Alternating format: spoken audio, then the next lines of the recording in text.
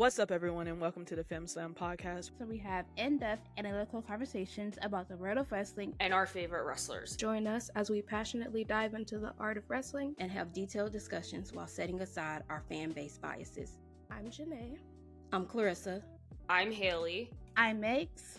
I'm Aisha. And we thank you for joining us.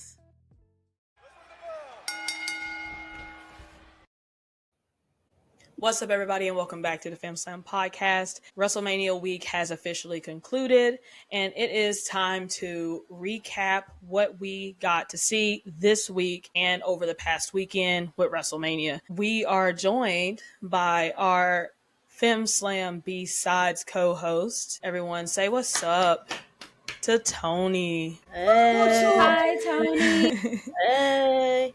Oh, what's the... Vio's... Hi. Hi. Vio's not able to join us tonight, and so isn't Megs. Both are out, but we'll do enough yapping for the whole lot of us. Of course, that's what we do best. We just love to yap. We're in the business of yapping. But let's go ahead and get down to the nitty gritty. WrestleMania 41 Las Vegas, you guys. Fiend. Please don't. I don't want that no more. Like, bruh, I am so tired of that pool. Push your fist down. It is Push a your loop fist in down. my head. I'm tired. I am tired.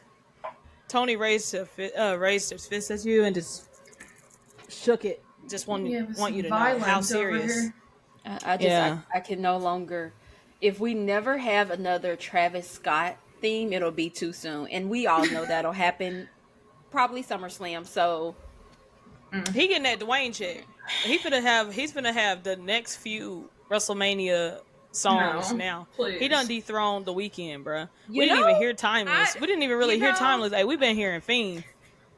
Like, because wasn't Timeless officially for? Yeah, like I might have spoken too soon. Like maybe The Weeknd should come back. Like I know I was on his ass a little bit last episode, but like you know what, you wasn't that bad. You wasn't that bad. Never mind.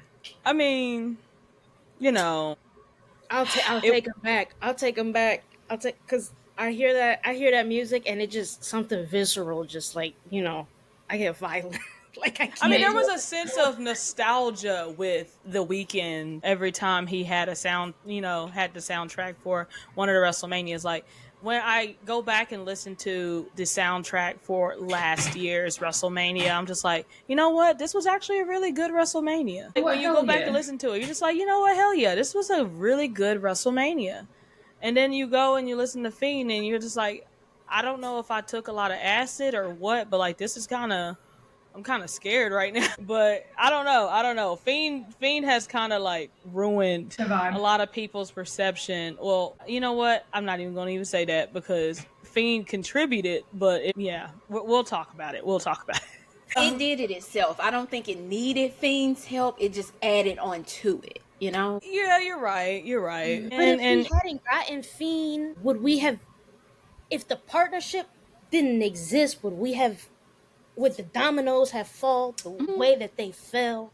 I don't know. I feel like The Weeknd would have made it feel a little bit better. You know, it's kind of like putting,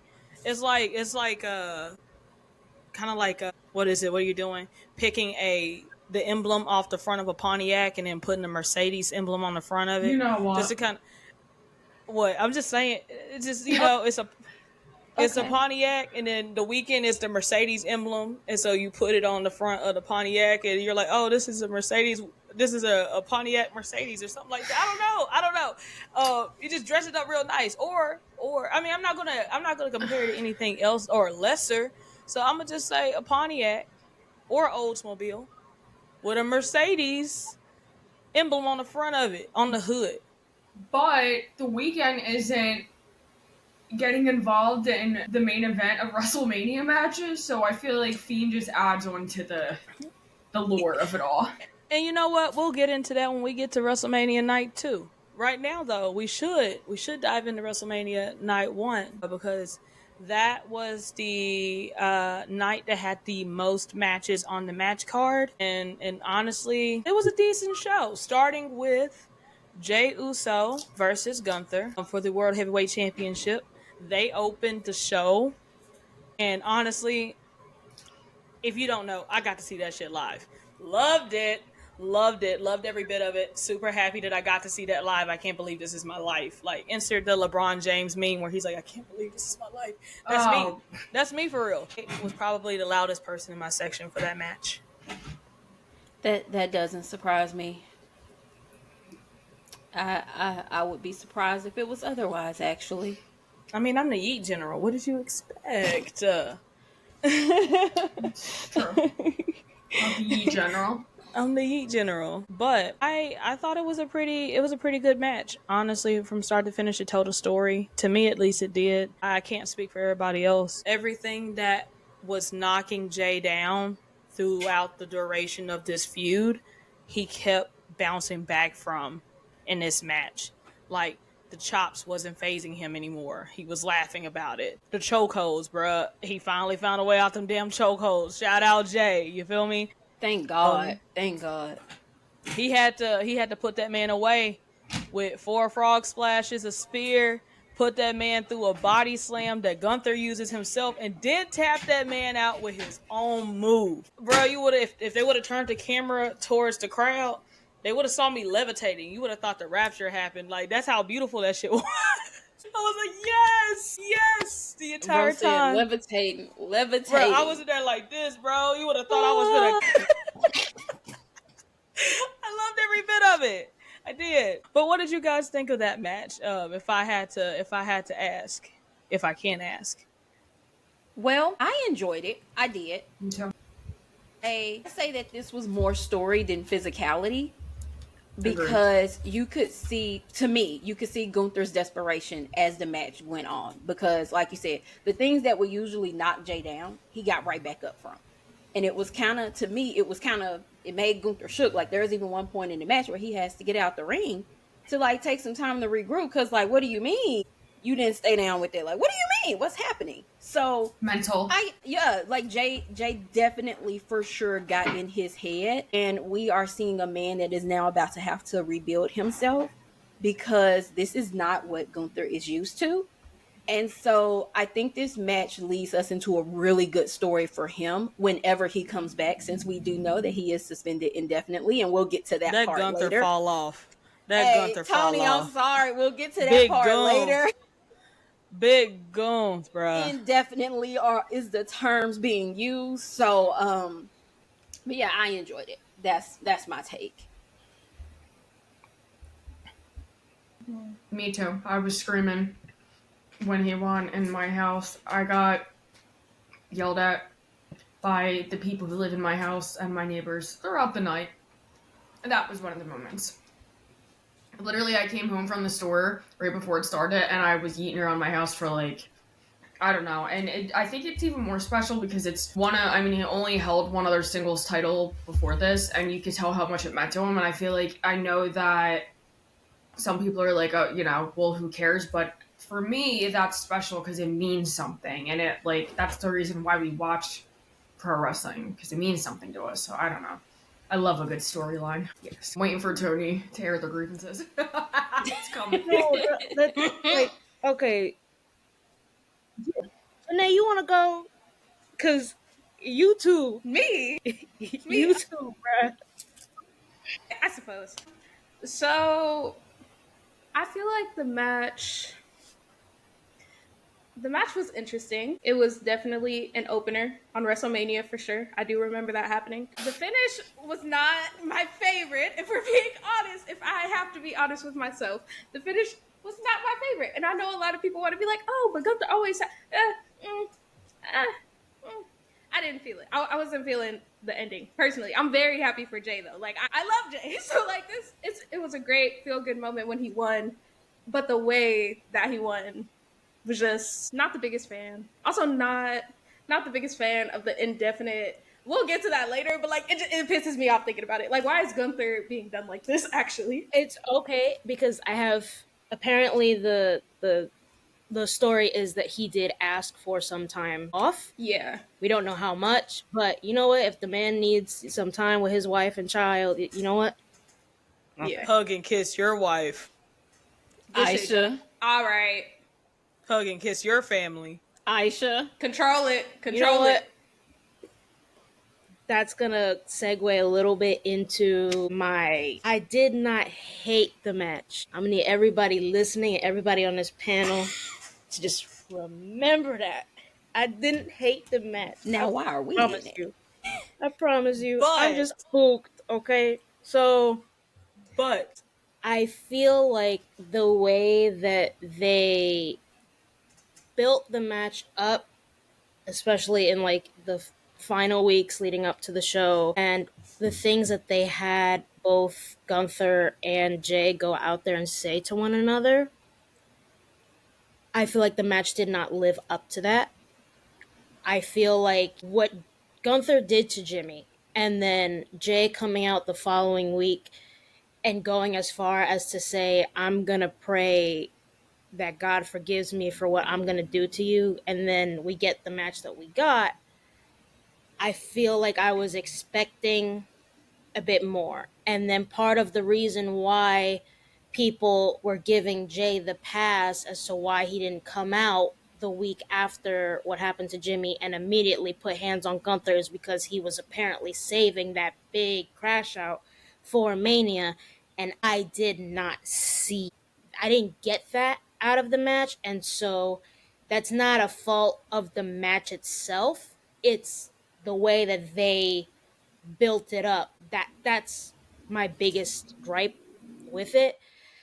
I would have preferred the finish be Jay makes Gunther pass out as opposed to him tapping, especially in such like as quick as he did. Gunther usually doesn't tap, and when he does, like for example, the match that a lot of people were circulating, that match with Ilya from years ago, was, if you were to watch that's a war.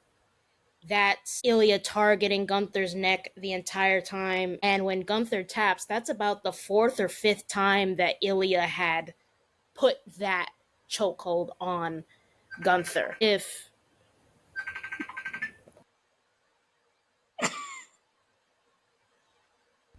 Oh, today's Right, episode right. was brought to you by Apple. this is what happens when you live in a house with people. That's what I tell you. Okay, but yeah,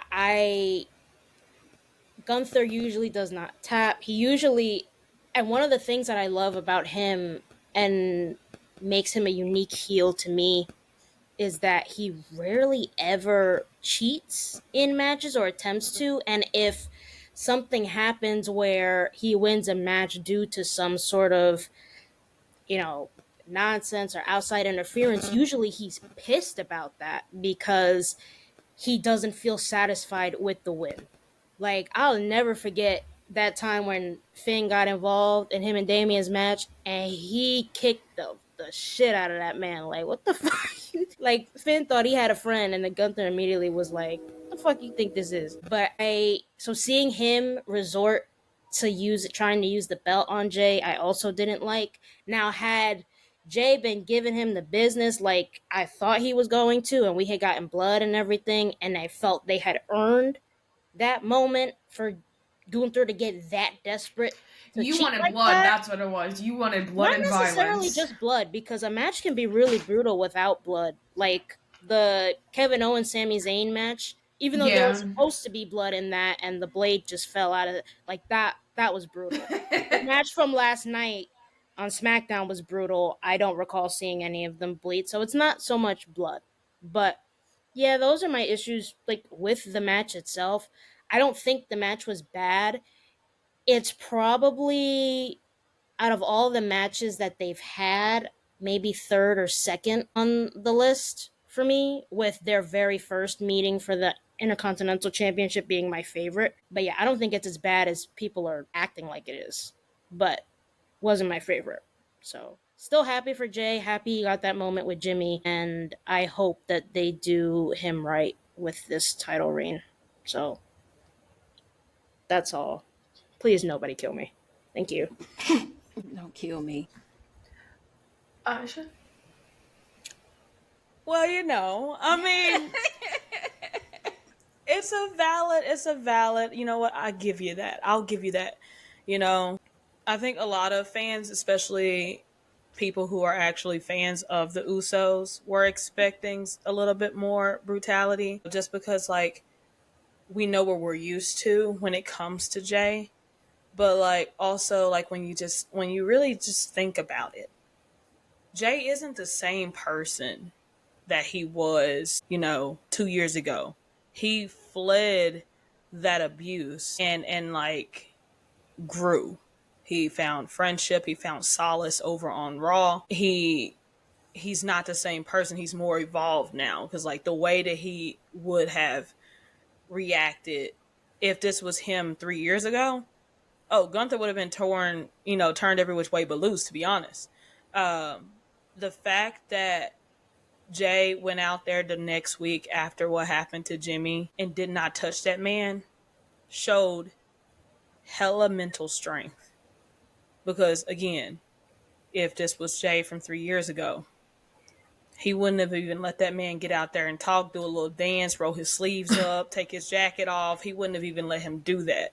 He stood in front of that man. Exactly. He stood in front of that man shaking. I do feel like the reason why Jay was so afraid of Gunther was because he reminded him so much of Roman. And mind you, Roman did abuse Jay.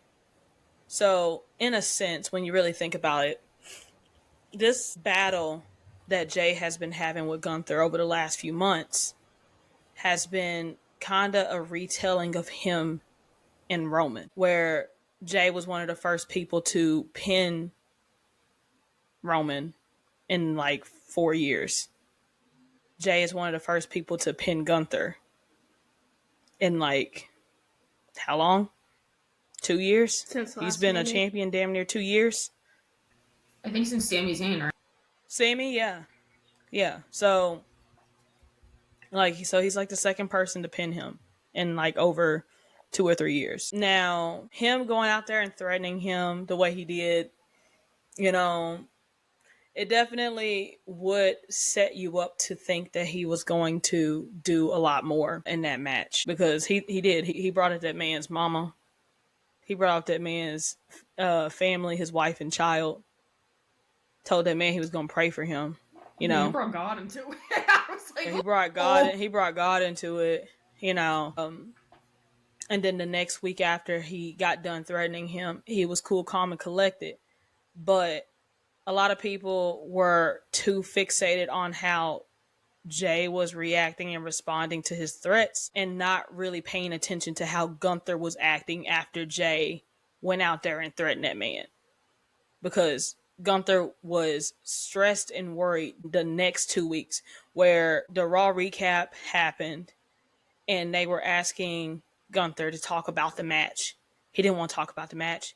He didn't want to talk about Jay. He didn't want to have any. He didn't have anything to say. He actually sounded a bit spooked.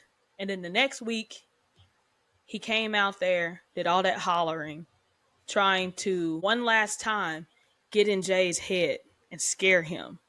And then later on that night, well, he said all the shit that he said, expecting a reaction out of Jay.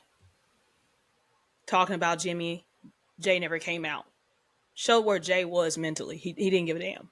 And then Jay came out later on that night, had a little pep rally, showed that he wasn't worried about what Gunther got going on. All he knows is that man is scared, that his head's not in the game anymore. Him being so nonchalant and not caring, which is a very big personality trait of Jay's, definitely threw Gunther off his game, which is why we saw the way Gunther was moving throughout the match, where Jay went in extremely confident, knowing what he had to do. Gunther was worried the entire time, psyched out, stressed, kept moving and getting out of the ring, resorting to doing things dirty.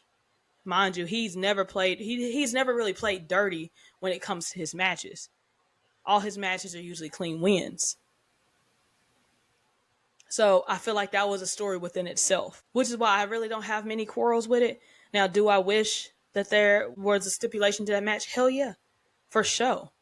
I feel like a last man standing match would have done wonders for that match, just to kind of like showcase Gunther's brutality and talk about how he was planning on harming this man and that he wasn't going to be able to walk out of WrestleMania, and also show what we all know is also a major personality trait of Jay's, which is his resilience. Because every time that he has been knocked down, he always gets back up. So that's where I'm at with the match. So yeah, my only little tidbit about that match is I wish it was a stipulation, but am I mad at the match? No, because there was fantastic storytelling there on both sides. Do you think that Sammy is going to be his first? Sorry, Clarissa. Do you think Sammy's going to be his first match though with the title, or no? What do you think? We'll talk about that when we get to Mania. Raw After Mania. We'll talk about that then. But yeah, it was a great match. The next match that happened on the card was New Day versus the War Raiders, right? Yeah. Well, that match happened. I'm getting mad thinking about it after. We can actually, no disrespect to either team because they're both great teams, but we can just act like that match didn't happen. Actually, it wasn't a bad match. Just Title change happened. It was just there. I mean, I think nothing about that match surprised any of us. We all knew that the New Day would find a way to get over on the War Raiders. It's just like it was there. Kudos to both teams for getting to Mania. Congrats to the New Day. Yeah. Anyway. That's all I got. I'm so sorry. No, I get that. I understand that completely. Yeah. Honestly, truly, we'll get to this when we talk about SmackDown, but I just wanted to add this little tidbit. Mm-hmm. This is one of those matches that could have been replaced by the SmackDown main event. Mm-hmm. The next match that we're going to talk about is also a match that could have been replaced by the SmackDown main event. Grande Americano versus Rey Fenix. I can't believe I had to hear that shit live. I can't believe I had to see Rey Fenix get pinned by Grande Americano live. I had to see that shit. Did. The entrance was worse. I don't know. Yeah, that was insane. Aisha, I don't know if you watched it back, like the way they made it look for us at home, but like I know they had a mariachi out there. They had a mariachi, but they had like the brown like grating like on the screen and everything, like the very distasteful. I haven't gone back. Believe it or not, I haven't gone back to watch WrestleMania from anyone's perspective from home yet. I probably should, but I haven't watched it except for night 2, so I don't know what night 1 looked like. If you do, just skip that match. Just skip. Of course. From night 1, I think the only things worth your time are the opening match and then the last 2 to see a perspective from home. It's Jade and Naomi. What about the? Yeah, I was gonna say the match after that, Jade and Naomi. No, but I mean, like, I feel like if you were there, I don't think there was anything that it will take away or enhance that match from watching it like on TV. And I think honestly, watching it the way that we saw it, you'd probably see more of the glaring like issues with the match that people talked about in terms of like Jade not keeping up as much with Naomi. So I think it's better to, if you want to watch it. But I think watching it on TV might end up taking away from your enjoyment a little bit. Not that it was bad, but I think Jade's nervous is I think she's overthinking when she gets in the ring because of people criticizing her. Yes, I know that like she's been putting in work, but I'm starting to think that she's getting in her head a little bit. I don't know if anyone else agrees. I think that's been the case for a while, ever since she had that mess up at Clash at the Castle last year. Yeah. When she used to do when they did the hot tag and like she would do the springboard into the ring, like the springboard clothesline, when she messed that up, if you watch like all of her matches with Bianca afterwards, she never did it again. She just like hops over the rope into the ring. She never did the springboard again. And so I think that did something to her confidence. But I mean, I don't think she's bad, and I think there are instances where I do see progression from her. Whether or not her nerves are still getting to her a little bit, I mean, I don't know. I feel like she has been subjected to a lot of opinions, hate, or scrutiny, to be honest, since her transition from AEW, just because tribalism and whatnot. So I feel like that's some of the reason why she gets a lot of the hate that she gets. I mean, because she's not bad. She's just a little, she's still. I don't know. I can't really give any opinions on wrestlers in ring abilities because I can't do what they do. So I keep it cute on that. Now, cutting a promo, I can say something about that. But in ring ability, nah, I can't commentate on how someone wrestles or anything like that because, like, mind you, me sitting up here criticizing Jade Cargill about her wrestling, her in ring ability will be nuts considering that I'm a Jey Uso stan. What I'll say is I think that people put Jade on a pedestal before she came in, and they want her to just skyrocket immediately. But even Jade has said, she's training, she's trying to get better, she's putting the work in to actually be it. But people they don't want to wait for the payoff. They want her to get where she will be right now. And I think Jade just needs time. She's getting better. She's getting better. She's putting the work in. We see her working. We see her training. I think at least by the end of this year, Jade will be closer to that point. But I think if people take their extremely high expectations off of her, because mind you, not to be shady, but there's a woman with a whole title. I was going to just say that. You read my mind because I was like, meanwhile, and y'all are cheering the fuck out of her, but okay. So... message. I'm just saying. Same type of level, two completely different set of expectations. That's all I'm saying. Yeah, I think Jay can cut a better promo as well than the other person we're referring to. But... I disagree just a tad, but we shall get to that. You really listen into Tiffy time and Trishy time, don't you? No, I'm talking about Tiffany's work before she got called up. Yeah, at NXT, I did enjoy her better there. What I will say about the Jade and Naomi match, though, is just like the Jade and Gunther match, this needed a stipulation. It's too much in this match for them to just be having to follow regular match rules. Like, bruh, I want to see them hit somebody. I want to see somebody hit with a chair and a kendo stick. I want to see them throwing trash cans. Like, come on, give me something.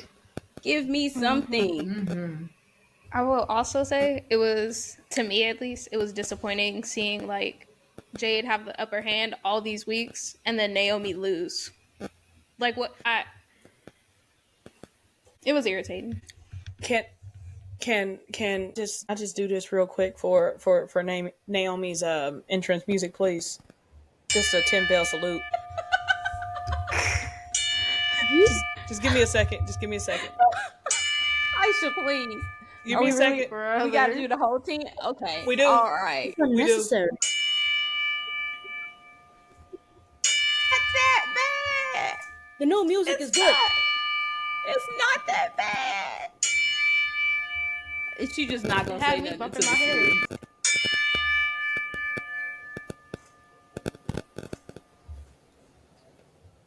There we go. It just took me by surprise that Def Rebel wrapped their arms around her. I like it. Wasn't it Jen, I thought? No, he's not back. He's not back yet. Oh, damn. It's probably just gonna take a little bit of time for me to get used to it, honestly. Mm-hmm. But hearing it live, I just couldn't get jiggy with it because I was like, "Who the fuck is this?" And then she came running out, and I was like, "This Naomi?" And then me and Tania just screamed like, it was like, "Oh my god, they hit the Pentagon!" Everybody looked around, they looking at us because we're just having the hardest time. You would have thought that we were watching Breaking Dawn Part 2 and Carlisle's head got yanked the fuck off again. Oh, that's such a Oh. You would have thought Carlisle died again. You feel me? So y'all did the scream. We did the scream and everything. We did. Cause bruh, Death Rebel. You'll never know peace. Yeah, so but I kind of like it. I'm sorry. I mean, that's fine. Yeah, that's fine. It's like gonna take. I think it. Yeah, I think it. I do. I will say I do think it's different looking at it on the TV and then hearing it in person. I bet that was two different things because for us, like clearly, you know, there's the lead up to it, and you're sitting there in the stadium and you just hear the music. So I definitely see where that difference can come in, but I do think it fits the character. I think it fixed the character perfectly. Did take me by surprise. I'm gonna miss my fist pumping, but I was hoping to hear Amazing remix, bro. I'm amazing. Man, I was ready to hear that, bro. Bring it to the flow. I kind of knew she wouldn't do it though, because Naomi has been on the whole like y'all didn't appreciate that girl when y'all had her, and I was like, well, we did. Oh. I'm like some people. But you can still hate us. You can still hate us and throw ass to that song. Cause like I still want to throw ass to that song too. Cause you could be like, fuck y'all the entire time. And I'm like, hell yeah. Yeah, she hate us. She hate us bad. Just really jigging, you know? I wouldn't have minded that. Yeah. I wouldn't have minded, but it's okay. It's okay. I haven't heard it since WrestleMania. So I'm probably just gonna have to listen to it again. And then I'll be okay with it because I haven't heard the actual audio. I've only heard what I heard in the arena. So it's just gonna need a little bit of time. Naomi, I love you, boo. You still my girl. It's okay. Malcolm, if you're hearing this, shut the fuck up. I just had to go ahead and get that out the way. Malcolm strays every recording. Bow, bow, bow, bow, you gotta bow. Every single time. I don't Malcolm, care. I can't wait to talk about you to SmackDown. I can't wait. But anyway. I don't care. I will ask, not pertaining to the SmackDown thing at all, based off of this match, what do you need next to happen in this feud to make you like, and this is everybody obviously, to make y'all like genuinely happy with how it played out? Because I know a lot of people are disappointed with Jade coming out on top and not Naomi, or it at least being something to give Naomi the upper hand since Jade had it for so long. What do you need next in this feud? I really would have loved if Naomi would have won this, because the fact that Naomi lost and then Jade immediately got a title opportunity right after, it's kind of, I was like, okay, because they're definitely going to revisit that when they finally conclude the Naomi and Jade Cargill situation. And then it does seem like they kind of hinted at Bianca when she gets back, that they're going to reinsert her into the storyline again, because to be honest, there's not much that can happen with the storyline until Bianca is back in it, which is why I didn't understand the entire point of Bianca being in the triple threat to begin with, because she already had a storyline going, and the fact that they kind of just like plucked her out of that storyline and put her in this storyline with Rhea and Io when it should have just been Io winning the Elimination Chamber is beyond me. But that's just that's my opinion. I think Clarissa made a good point. I didn't think about this until I think it was on Live last week, where you said, what does Jade have left to do with Naomi now that she beat her? Like, there's no reason for Naomi to want to keep fighting with Jade, so it does kind of feel like we're kind of not going to move forward in terms of the story until Bianca's back, which we don't know how long Bianca's out for, but that's why I don't agree with Jade winning. I mean, I think they did it to like put her in a better light, in my opinion, but I don't agree with it. They could have kept the story going for Backlash if she didn't win.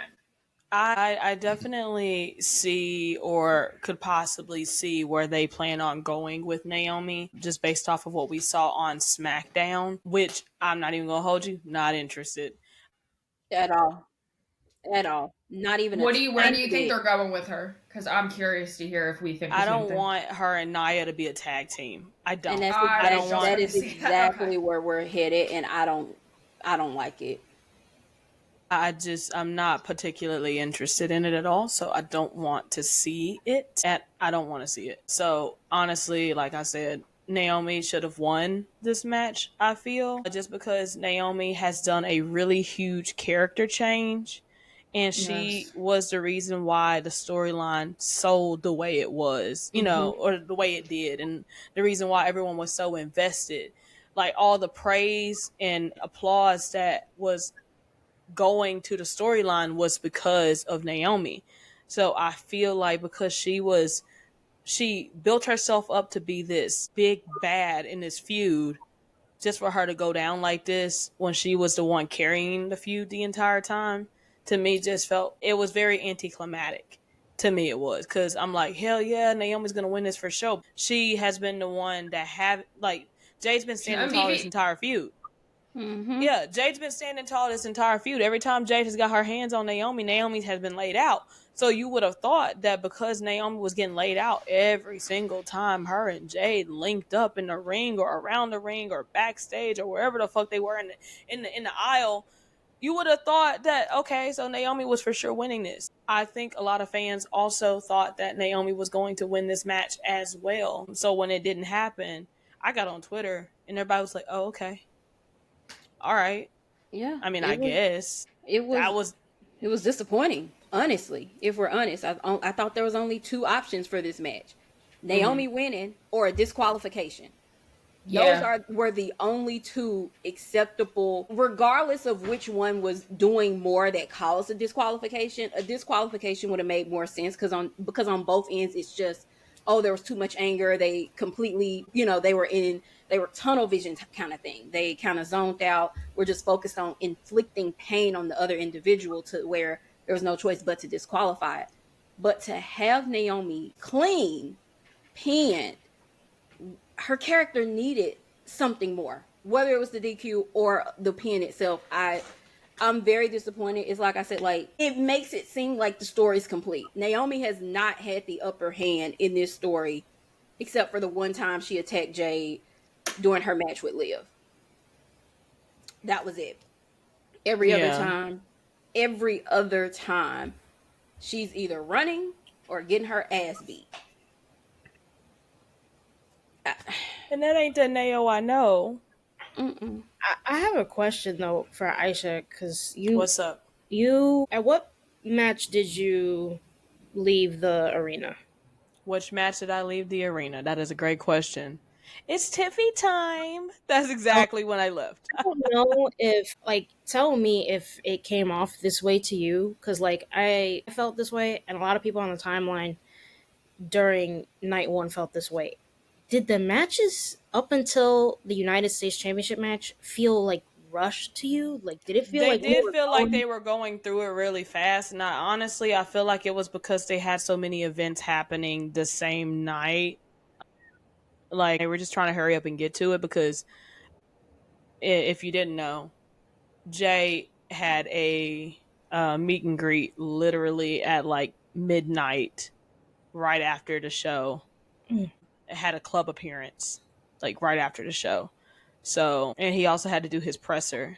So I left right at the time that Tiffany and Charlotte got ready for their match. I wish I would have been able to stay, but the people that were behind me had the worst arena etiquette ever, to be honest. Why am I getting showered with Dr. Pepper? And then you go, what's wrong with a little bath? I just feel like there's a certain etiquette that should be expected. If you drop your drink on someone, say I'm sorry. Yeah. The correct thing to do to follow up with that would be, hey, let me buy you a shirt from the merch stand so that person can change out of that clothes. But if you don't have that, if you can't do it, because Mania is expensive, I get some people blow a bag at Mania, I get that. The least you could do is just say, I'm so sorry, and let me go get you some paper towels. Yeah, they didn't even do that. But cracking jokes, who raised y'all? Who? Oh, y'all look like unfortunately, their parents didn't raise them, but clearly, it took everything in me. Me and Tania both were covered and as it was drying. So I have I have OCD, but the type of OCD I have is I don't like to feel gross. I don't like to be in disgusting areas. Like, I kid you not, if we were to go to a restaurant, all of us in a group setting, I will have one of y'all check underneath the table just to make sure it was clean over there. If it wasn't, I will not sit down. I don't go to movie theaters. I hate public bathrooms. I bring my own silverware to restaurants. If I don't, I use plastic. If I eat a steak, I'll use the knife and fork to cut it, but I will eat with the knife. Like, knife will go in my mouth. Can confirm. So, Can confirm. As I'm sitting there, my body is starting to itch really badly because, like, sticky. I can feel it drying on me. I can smell it. I felt extremely uncomfortable. Like, my entire back was just itching. And mind you, I'm not allergic to Dr. Pepper because, hell, I drink it. I am Dr. Pepper. You are what, like, you know, I'm like, if I was to get cut, I'll probably bleed Dr. Pepper or Mr. Pibb. So, you know. Fuck is Mr. Pibb? I'll have to put you on game when you come to the South, Haley. It's okay, babe. Is there a diet? Yeah, there is a diet, Mr. Pibb, but you don't see it often. But yeah, I started to feel incredibly gross, and they said what they said. And honestly, I was okay with teaching bitches how to fly that day. But Mama was in Vegas. My family didn't know I was in Vegas. If you're listening to this, yes, I was in Vegas last week. Surprise. Don't ask any questions, please. Surprise. That's the reason why I didn't tell y'all. That's the only reason why I didn't tell y'all, because I didn't want y'all asking me 851 questions. This isn't a 50 Cent song. 21 questions, and they're all about me. It's not going to work. So I didn't tell anyone. But Mama don't have the bail money to get out of jail over there, nor did I want to get banned from Allegiant Stadium just in case they ever decide to go back. And also, I'm a content creator. So to kind of be fucked up to put myself in that light, in that arena at a WWE event. You feel me? So, yeah, me and Tania, we left. We went back to our hotels. We got ready for WrestleMania After Dark. And when I finally made it home, the Tiffy match ended, and then the main event happened. You got to watch the main event, though, from the hotel room? I got to watch the main event from the hotel room, which was CM Punk, Roman Reigns, and Seth Rollins in a triple threat match with Paul Heyman. We're doing this now. Oh, we skipping Tiffany and Charlotte? No Tiffany, Charlotte. No Jacob, LA Knight. Oh shit, my bad. I forgot about them. That's real good shit. Thank you for bringing that back to me. Because I saw the LA Knight and Jacob Fatu match. I did get to see that one. I did not get to see Charlotte, so that's probably why I skipped over it, because I didn't get to watch it. All I know is them folks was knocking the Sonic coins out of each other when Tiffy sat down for that damn presser. Hey, she was beat the fuck up. They were calling her Chippy time, and I was like, y'all are diabolical. Bruh, she chipped her tooth, or she knocked her tooth out because she had a cover over the front of her teeth at the presser. Had this fat ass knot on her head. Her cheekbone was all bruised the fuck up. You could tell her face was swelling. I was like, damn, shawty. Charlotte whooped your ass. Like, bad. Like, hell yeah, sister. Like, she restored the feeling, bro. Let me go ahead and just real quick, because here you go. Mind you, I didn't see the match, but I went back and watched the entrance because I didn't really pay attention the first time, and I was like, wow, this is really cool, and I'm not even like a Barbie. How did you feel about it, Clarissa? Miss Wrestle Talk Barbie. Miss Wrestle Talk Barbie. Hey! You know, truthfully though, I absolutely adored Tiffany's entrance. If anybody was going to have that entrance, it should be Tiffany. I thought it was the cutest shit ever, with the Barbie dream house in the back and then her in the boxes. I just thought it was adorable. Clearly one of my favorite entrances of the whole weekend. I'm a Barbie girl. What can I say? It was cool. It was probably the coolest entrance of the night. Showed my ass on Twitter during that entrance, and I am not sorry for it. I refuse to apologize. I don't care. What do you mean we collab with Mattel to let her be a Barbie for a day? Like, what do you mean? Can I be that? And I quote, they did it for me. Like, they did it. This was done for me. This entrance was for me. I planned this. Because I did. So now, WWE, if you're listening, can I get a pink title, please and thank you? I need a pink Barbie-like title, please and thank you. I'm sorry, I just read something about an evil dwelling somewhere. Why would you read that? Wow. I didn't say where. In my walls. Girl, why would you? The reason was so. Oh gosh. Typical. Nobody knows. But to get back to the topic at hand, as for the actual match, I've seen so much discourse on this match, y'all. I see people who hated it and people who loved it. Outside of Aisha, who has not watched it yet, where do y'all fall on that spectrum? I don't think it was as bad as people are saying. It wasn't my favorite match, but I think they both put up a hell of a fight. Like, they really got physical with each other, and I like to see that with the women, so I do appreciate that. I do think that there was like a little bit of disconnection at some points, but they were like, I really thought Charlotte hurt her leg at first. I mean, Tiffany clearly had a nice shiner on her head when she got done. That's what I want to see from the women, because I don't think they let the women do that enough, so I did appreciate that aspect of it, and I don't think that we expected it from the two blondes of the night. So I think that was like a little nice surprise too, to see like the two, you know, people are gonna obviously assume they're high maintenance. They can both dress their asses off. I love everything they were. So that was like fun for me to see. I would have liked to see maybe like Rhea. What do you are we still laughing about? Oh God, what is happening? Haley, you gotta focus on what we're talking about. Ignore that. Sorry, ADHD pops. All right. My bad. Next person. Get out the chat, because Haley is focusing on the chat instead of. I'm not even gonna hold y'all. What cracked me up the most about that match was the presser when Triple H was like, "Yeah, they fought." I mean, that's all he had to say. They did. He said that was a match. They fought. I was like, oh shit. So that was cracking me up. So that's all I know. All I know is they was whooping each other's ass out there, which I expected, because one thing Charlotte gonna do when you piss her off is stiff your ass the entire match. She gonna make sure every hit legitimately make sure it connects. So look, I can't be mad at her. I can't be mad. I cannot be mad. But I will say, because I enjoyed the match, I enjoyed it. What I will say is that you can see cues being given within the match. When I went back, like there was one moment when Tiffy did the prettiest moonsault ever. Charlotte had the knees up, and Charlotte had to basically tell her to come closer so that she could do the roll-up pin, even though Tiffany was going to kick out. There was a few others, but bruh. Tiffany, I think, was a little nervous. I think you could tell. I think because, like I said, I'm going to hold her to the same standard that people want to put Jade on. Yeah. She still she has to keep training. Putting her, and don't get me wrong, Tiffany's not bad in ring. She's actually quite good. But you also have to remember how long she's been doing this.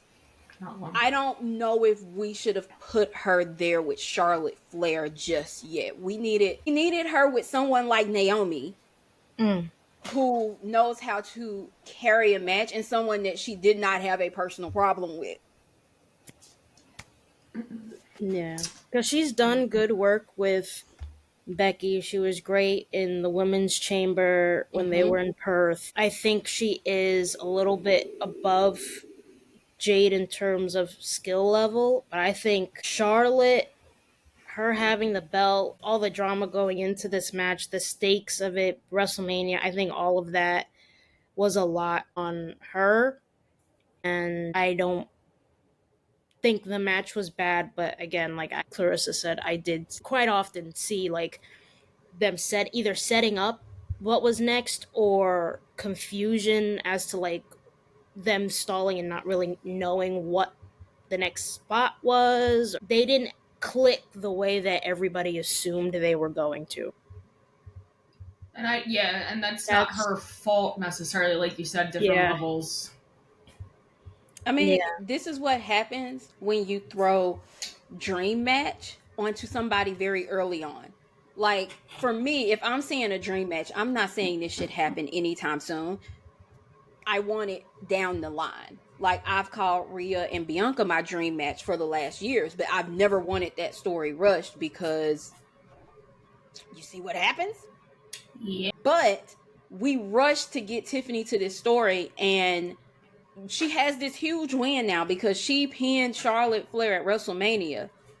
But that match could have been better if we just given her a little more time to continue to grow into being a champion, get comfortable on the roster, get comfortable doing promo work there, because some of those promos were just... She's better as a heel. And they turned her face, so... I still think she should have been a heel, but, you know. Yeah. What ifs. Because when she's like the bitchy heel, Mm-hmm. she's great. Yeah. But on this one, all she had to say was, "You're old. Your time is up." Like, in this one, I mean, the match was better than I expected it to be after their last promo together. Like, after that one, I was like, this match is going to be absolute trash. And I'd had high expectations for the match. I always knew the promos wouldn't hit, but I was like, this match is going to eat, because they're both, like, Charlotte is Charlotte, and Tiffany is pretty good in ring, but we'll see. I'm just very grateful that I think that's the end. Let's move on and never do this again. Thank you. Yeah. I think before we got to the main event, we said we needed to talk about What? Okay. You good, Aisha? Yeah. You good so I can say it? You got your giggles? I suppose. Not really. Bruh. Okay. We did need to talk about Jacob and LA Knight, because Them Fatu boys. Hey, and new. Them new Fatu all boys weekend. and new. Not only that, but they was trying to make sure them damn finishers stuck. Even on Hey. me. Yes, they were. They was like, you know what? Like, Jacob was like, let me make sure I do like 3 moonsaults just to make sure LA Knight goofy ass stay the fuck down, right? He's so good. That wasn't enough. That wasn't enough. Let me do it again. Bruh. I was like, okay, him and Jay going corner to corner. Let's go. That match was better than I thought it was going to be from LA Knight's end. Like, I think that they had better in-ring chemistry, I think, than I expected. And I think Jacob could pretty much wrestle anyone, because I think he's good. But I think I like Jacob even more than I did before, because I heard an interview of him this weekend where they said, what did you do with your first paycheck? And he said, I paid my rent on time finally. And I was like, Jacob. Like, I don't know. You just like seeing good things happen to good people. That's all. Okay. I'm not even going to hold you. That was probably the most predictable match on the match card, just because Jacob is undefeated, baby. Well, I knew he was going to win, but I just think the actual, like, in-ring performance was better than I expected. Like, I knew Jacob was taking that title. That was no... Yeah, that's why I said it was the most predictable, because I don't give a damn how they got to the ending. I just knew who was going to be standing tall at the end of it. I knew they was going to say and knew. I thought Solo was going to get involved, and he didn't. That was the one thing that I did think was going to happen. Like, Solo was going to... I mean, I see it happening now, and we can get to that with SmackDown, but, like... I thought it was going to happen at Mania. I'm glad he didn't. I give them folks until Backlash. Oh, yeah. For sure. It's definitely going to implode at Backlash, but I can't dive too much into that just yet until we get to SmackDown after Mania. Okay. Jacob and LA Knight.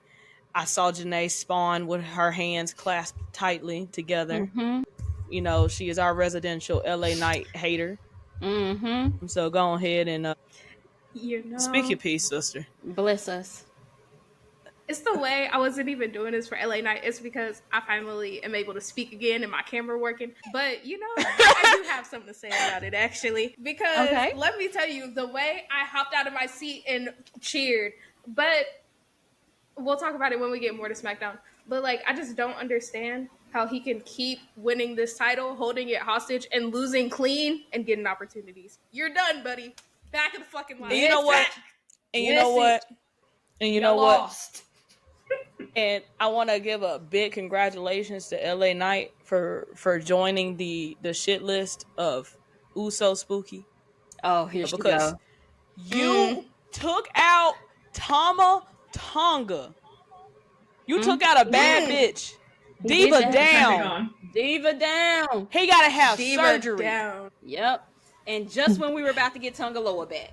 Hurt the hood immediately. LA Knight, Mr. Louisiana Knight. I don't understand. I don't. Let's not do that while I'm drinking ever again.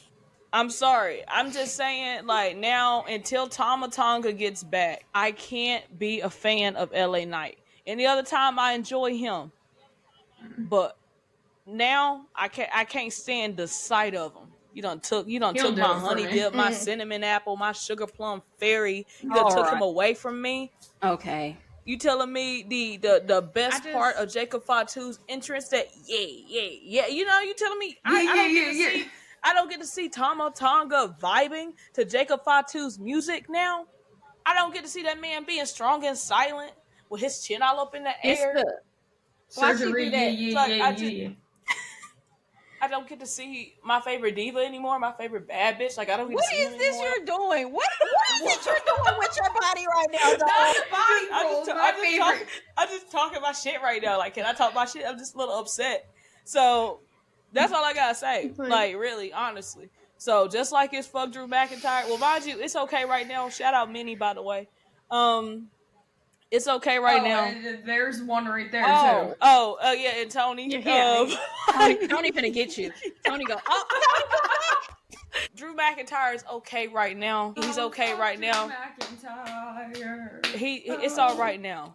He's cool now. He's not bothering my people at the moment. Now, mind you, he did say hated him on Friday, and my fist started to shake. And Solo. But it's okay. I won't dwell on him anymore for now.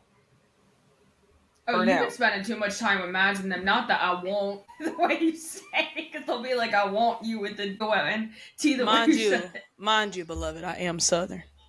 I know. Southern as hell. We Tread lightly with me, okay? Tread lightly with me right now, because I ordered a sweet tea from Popeyes and they sent me a lemonade. Oh. I mean, at least it's not, they didn't send you unsweet tea. Wait a minute. You know, You said they sent you a lemonade. I think it's that pickle shit. You said they sent you the pickle don't even have lemonade it around here. They sent you the pickle lemonade. Here we go. Here we go, bro. Oh, bruh. Someone needs to get her an actual bell. Well, we really got to sit through another 10 bell salute, dog. Ding! Aisha. No. And they gave me the regular ranch instead of the blackened ranch. Ah, shit. We got started not over. start that shit. Tony, don't you say another damn thing. Tony, you sit there silently from now on. Don't you tell her nothing else, dog. First, they don't give you sweet tea. Then they don't give you the blackened ranch. Sue them motherfuckers. For everything they have. Aisha, please. And make sure you give me 3 biscuits. No honey. I actually think this is somebody else's order. No drink. I hate when that happens. Just dry. There you Because I go. ordered 3-piece Don't choke. tenders, biscuit, fries, the fucking sweet tea, and blackened ranch. They sent me a 3-piece combo of like regular chicken, blackened ranch. Aisha, don't. All right, Tony, I'm about to mute you, dog. I'm sorry. I'm gonna mute so you, dog. upset. I'm gonna mute you, dog. Y'all, in this section of the Femme Slam podcast is brought to you by Chaos. Chaos. Thank you for sponsoring us. Can't even love that chicken from Popeyes because they didn't even give you the right chicken. So, like, That's what she said. Baby, what the hell? Oh, God. Somebody come save me. I beg of y'all to come save me right now. Come get me out of this. Like, why am I I guess you could here, say that the dog? bell got the last laugh. Haley, There we out go. right now. the salute is now over. I just had to proceed. It's a 30 bell count. Janae, please get us To get back us on back track. on track. Yeah, I got you. To get us back on track, I would just like to formally say fuck LA Knight, and I'm sick of being in his vortex. All right, what's the next match? Main event. The next match was the main event. event. It's main event time, baby. And it was CM Punk versus Roman Reigns versus Seth Rollins in a triple threat match for Paul Heyman's hand in marriage. Well, They were in Paul Vegas. said- Custody of Paul Also, Heyman. this fire does not, in fact, burn always. Can you? Oh That's Tony. no! You know, Y'all want me here? Because I could leave. I mean, no, it's all right. It's all right. It's all right. We're all mourning. Mind you, this was the main event of the whole World for Tony. yeah, this was the main event. No, I'm yeah, talking no, about this for sure was the main event. This was the real main event. The real Yeah. one. This was the real main event. 'Cause I don't know. I don't know what about happened. Mm-hmm. Or the real main event, like the Well- real official main well- event happened Friday night. But Well, yeah, three We'll bad dive into bitches. that. 3 bad bitches fighting over Paul Heyman. that match This one. was great from start to finish. Agreed. Did I expect Paul Heyman to side with Seth Rollins? That was the tea. That was the rumor. Yeah. And everyone was like, no, because what does Paul Heyman have to offer Seth Rollins? It's Seth Rollins. Because Seth Rollins could do bad all by himself. He a bad bitch, and he's an independent black woman who don't need no man. You feel me? Anyways, All right. I'm what? I expected him to side with Seth. I didn't expect Punk to be taken out during it. I thought that was just going to be like a... I know, but I I could have told you he was finna take not one but both of them out. You know what? Mind you, Maybe Brock I was Lesnar just came in. delusional. For that Fact, I ought to whack him upside the head because you know better than this. We've played these games before. I know. Why are you trusting that man? Well, He don't love you. look, to piggyback off of Tony, one thing I need Roman to do is stop being so fucking cocky with his egotistical ass. Because what do you mean after he low blowed CM Punk, your ass sat there laughing and smiling, giggling, kicking your feet and shit as if it was safe, as if shit was sweet. And then he got low blowed and caressed Like, immediately this after. is I was like like, twice. so Motherfucker really was like- said, he literally said just days before that, I'm not trusting nobody. I don't trust shit. And He's then like, I'm going to come and you get that trust him? tribal. I need Roman I just need to talk to Roman because what the fuck? Like, why you sitting over there showing all 32? mind you, So you gotta see these new you teeth, think too. you think there was 32 in there? Oh no, they bright as fuck though. All 47. Just gleaming at us. That man, look, I told Somebody y'all. flipped the interrogation light on. Look, Chip Skylark. He was Chip Not Chip Skylark Skylark. smiling at me. That's what it is. He was Chip Skylark smiling at me, all happy about that. And you pushed Paul Heyman behind you. I know a black might hate to see him coming. Aisha, stop. My bad. But I will say, hate to see him come in. hey, no, real quick. I will say, shouts to Roman for bringing back the guillotine. That's all I got to say, though. Hey, missed you, hey. baby. I missed you. That flipping to the guillotine. It's good. He came to work. You know, He was pulling out moves he hasn't done in a while. He didn't that just whole come match. to work. He came to work. He said, He said, "Damn it, "Y'all I'm gonna stop beating the talking shit on me." allegations." He said part-timer. He said he was getting in there with two hoopers. He was like, I gotta. No, because I he should have said- known something was up when he posted that video at 3 in the fucking morning talking about some folks talking about I don't come to work and I'm a part timer And and then I'm he gonna came show Monday, them. too. He said, "Let me show y'all what's up." Y'all forgot I can actually wrestle, huh? Well, Yeah, but what was to come after that on Monday we will talk about. We would just have to talk about this ending though, of the ultimate Paul Heyman betrayal. Now, I That don't was know. necessary. I don't know. that motherfucker. See, Seth is for sure CM Punk's son. Yeah. He is for sure CM Punk's son. No, because like when I say that him standing next to Paul Heyman, like aligned with Paul Heyman, reminds me so much of CM Punk. Mind you, I'm gonna add this little tidbit in real quick. Monday night, that yellow suit, when they zoomed in on his face and he was standing there, I was ready for him to say, "Do I have your attention now?" I was ready to Oh, hear Lord. it. Shit. If he would have said that shit, you would have never heard from me again. Please. You would never heard me again. I was waiting for it to happen because they like zoomed in on him, and the way he was kind of like the way they had the camera framed is usually how they will have Punk framed when he's getting ready to talk shit. At least heel Punk had him framed kind of just just the same. And he had on the yellow suit. I do want to we have to talk about. I guess not Roman's because Roman didn't really have anything too crazy, but we need to talk about both Seth and Punk's entrances. Oh, I mean, Punk's entrance, I've watched it 100 times.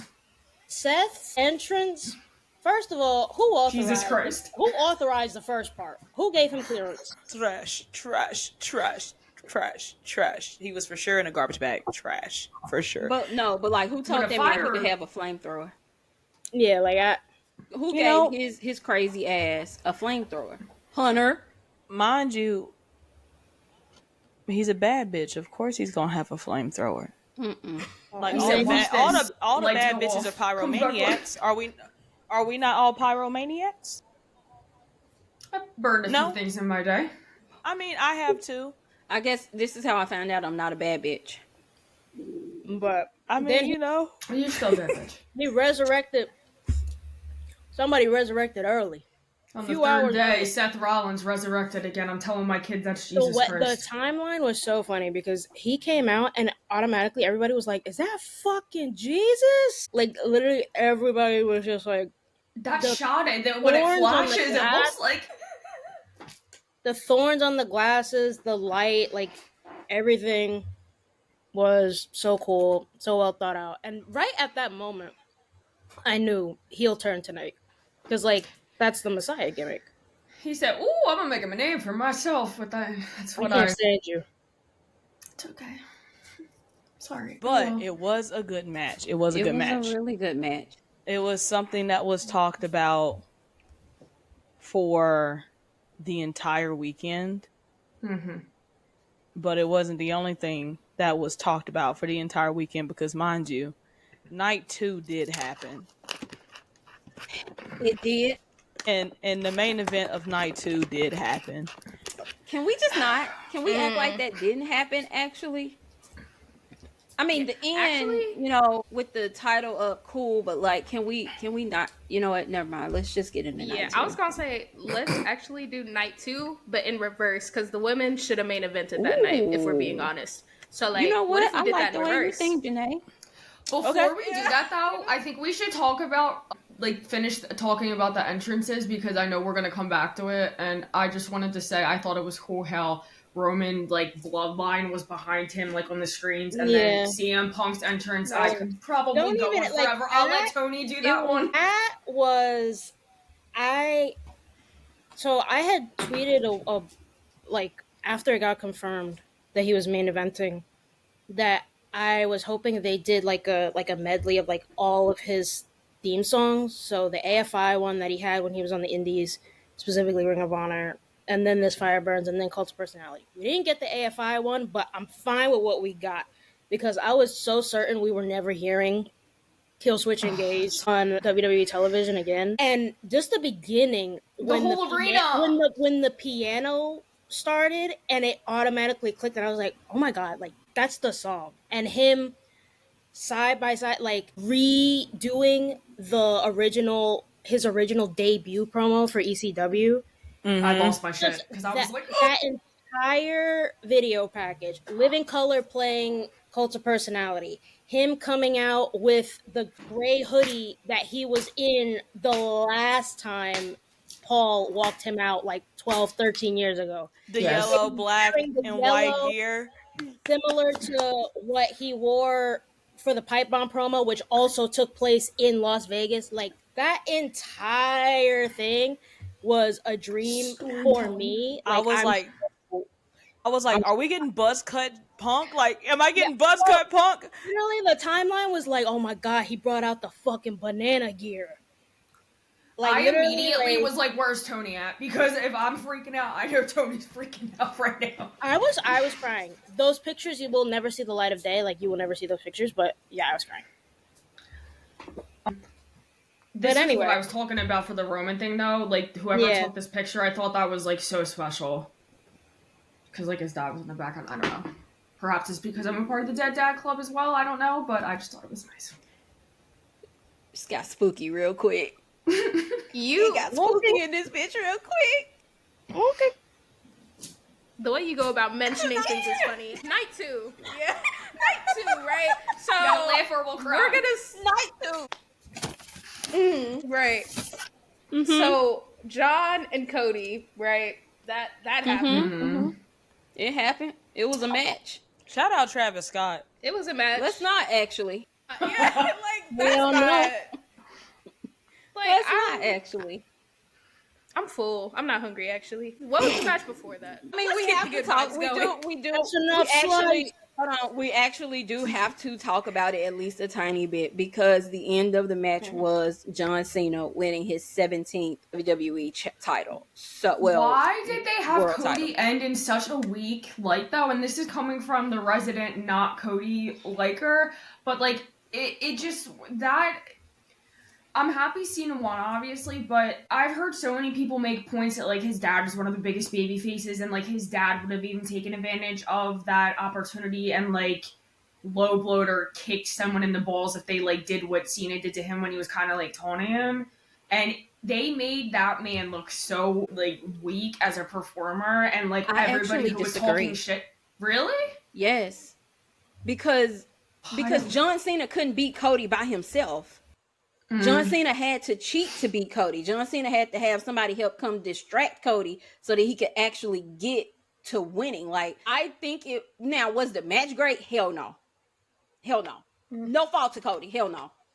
But I definitely think that it made Cody look like a fighting champion going down because it took the help of Travis Scott to get John Cena that win. Like, I don't understand Was it why. before or after he came out, though, that he, like, stopped and was like, go Yeah, ahead, like, you but can like do... that's just not who Cody is as a person Yeah. right now. He's not the type of person to do that because he still sees John as this big hero No. of his.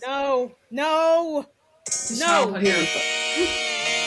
Why the? I'm gonna leave. I'm gonna leave. Actually, I'll fight you right now. Turn this shit off. Turn it off. Turn it off right damn now. Stop playing with us, Haley. But I personally don't think it made Cody look weak. Shouts to him for a 1-year title reign and new In case you've been living under a rock, WrestleMania has been on. I have words because we moved mountains for this man. For who? Mm-hmm. Cody? For Cody Okay. to get to where he got. And this is how you ended that? We ended Yes, Roman's we reign over all this. listen. Because Roman should have never lost the title if they were going to do it like this. Thank you. I just see I that mean, shit I live. think even anyway, but you know, Like, nobody wanted me. and The Rock being involved, but then never having been involved, but then wants to act like him saying he was never involved Oh, is that part man. of the storyline. I need him to never speak or show his face again. That's not gonna happen. Because at this rate, night 2 WrestleMania 42 in Louisiana is going to be me and Dwayne Johnson. That's what it's going to be. My roads. Because I've had enough. And Triple H, like, this main event, I can't, bro. What do you mean Cody Rhodes lost because of Travis Scott and a lame-ass Cactus Jack looking horrid version Aisha, don't you of the dare. hardcore Aisha. title? Aisha, don't you? It's $1,000 on the Aisha. website. I'm finna go to bed, dog. No. Yes, him. I'm sipping on fucking lemonade right now. Lemonade. Aisha, don't play with me right now. Don't play that song. I am mad. Aisha! No! No. No, we're done. Okay. Can we Just come please outside. let Tony finish And so it we can pisses- wrap up talking about this I'm horrible done. ass I'm match? done. I'm done. I can't do it. Another gripe from this match. It's not even. It pissed me off so bad seeing how long it took Travis to get to the ring too. Get your ass down there. You already here. We don't want you. Get your ass down there. because Go. why did he Get. walk in like his name Roman Reigns? He gave us a We Roman were walk. slower than Roman. Roman didn't even take that long to get to the ring. Yes, that What was the you crazy doing? part. Don't, Aisha, don't, bro. I swear to don't. God, I'll fight you right now. We could see her about to press play I'm finna too. get It's in not my even- car and drive to you right now if you press that. Aisha, I Do swear not, to God, I'll bro. be outside your door. Aisha! Do not, bro. What's the next match? Please, please, anybody. Dude, Why are you beating my ass? What's happening? you should, Tony, as you should. You should play the Big Mark version. Feed. Haley, stop giving her ideas. Switch it up a little bit. No.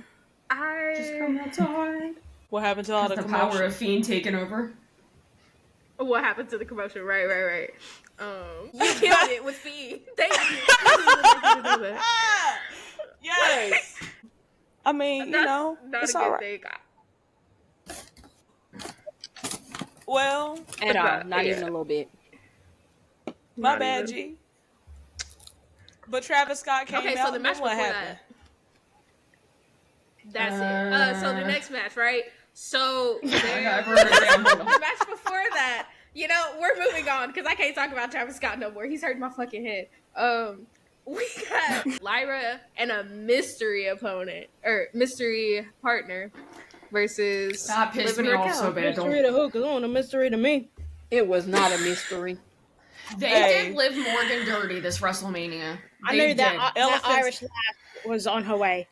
Elephant spotted behind thin tree. That was literally that match. Elephant spotted behind tree. Shaquille O'Neal spotted behind light pole. Like, Oh my god. Look, and I don't even see the point if they were just gonna give the title back the following Monday. Like they just wanted to play in Liv's face, and then they just wanted the little baby on the post show. She was Because there cute though. no other Brie was reason cute. for her to win that fight. She was cute, but there's no reason. There was no reason. There was no reason. Becky could have turned heel without those titles. Like, I feel like she could have used that as her motivation to turn heel, actually, saying that we could have got the titles and we didn't because of you, came out and did it that way. Like, it just made no sense at all. Everyone's like, oh, well, they wanted to switch it up. It made no sense. You took the titles off them at night 2 to put them back on them at Raw Mania for what? Like, you got me shooting for Liv Morgan and Raquel Rodriguez. Like, really? Like, and I would have been pissed And if not I so was much Liv. Liv Morgan because I have become somewhat of a Liv Morgan fan over the Yeah. past few months, but more so Raquel Rodriguez. You got me shooting for Raquel Rodriguez, bro. Like, and I've never been, like, I'm not a hater, but I'm not the biggest Bailey fan in the world. But the way they did her this WrestleMania season, count your fucking days. Days need to be counted down as we speak. Because why was she taken out for no reason? In that interview where she said that basically I don't know how to get to the next level because I have no beef with anybody, but they're not putting me on posters and they're not putting me on certain, like, that hurt my heart. To the point where, like, Jay's vlog, she was like, please don't cut me out of it. Crazy. She needs to be meaner. She needs to yell at someone. I think what needs to happen is they just need to pull a Roman Reigns with her, let her disappear for a little bit, come back a fucking beast. Well, Because didn't she do that I when she feel got like- hurt last time? No, Bailey is currently, to be honest, in her big dog era because, like, she's getting put in matches or, like, put in storylines, and everyone's like, why is she there the entire time? And now we're finding out she's not liking her booking. She's not enjoying her booking. She wants more for herself, and she's, like, the only 4 horsemen that isn't really, doing anything. And to be honest, I feel like her gimmick, the hugger gimmick, and then this role model, whatever the fuck, I just feel like it's done more harm than it has done any good for her, because she for sure could have some edge to her if she really wanted to, if they allowed her that. I don't know who the fuck's idea it was to make her the hugger. And then I don't know who the fuck's idea it was to be like, you know what, after doing this epic heel run as the leader of Damage Control, let's just make you a role model again, because you're a role model. I like her better heel. I feel like she could still be the damage control version of Bayley as a good guy. Have that edge, have that grit to her that she had. I feel like she should leave and come back, or if they want to introduce a woman into what we got to see on Monday night, they can put Bayley there. I don't give a damn what Becky got going on. You almost lost me and then you had me. Now you have me. They can put Bayley there. So that's that. That's that on that. But back to that match. That tag match, it happened. Congratulations to Becky Lynch and Lyra Valkyria, for doing day ones over there. Again, elephant spotted behind tree. We saw it coming. Lyra's wings were dope, though. I will say that. I really liked her gear. I thought she looked like really cool. They get no props for me. Wings. They get no props for me for that match. Yeah, they get nothing from me. In fact, they get a negative score because why is Becky wearing that same ass gear? You took Bayley's spot, right? And you didn't even change the gear. Go home.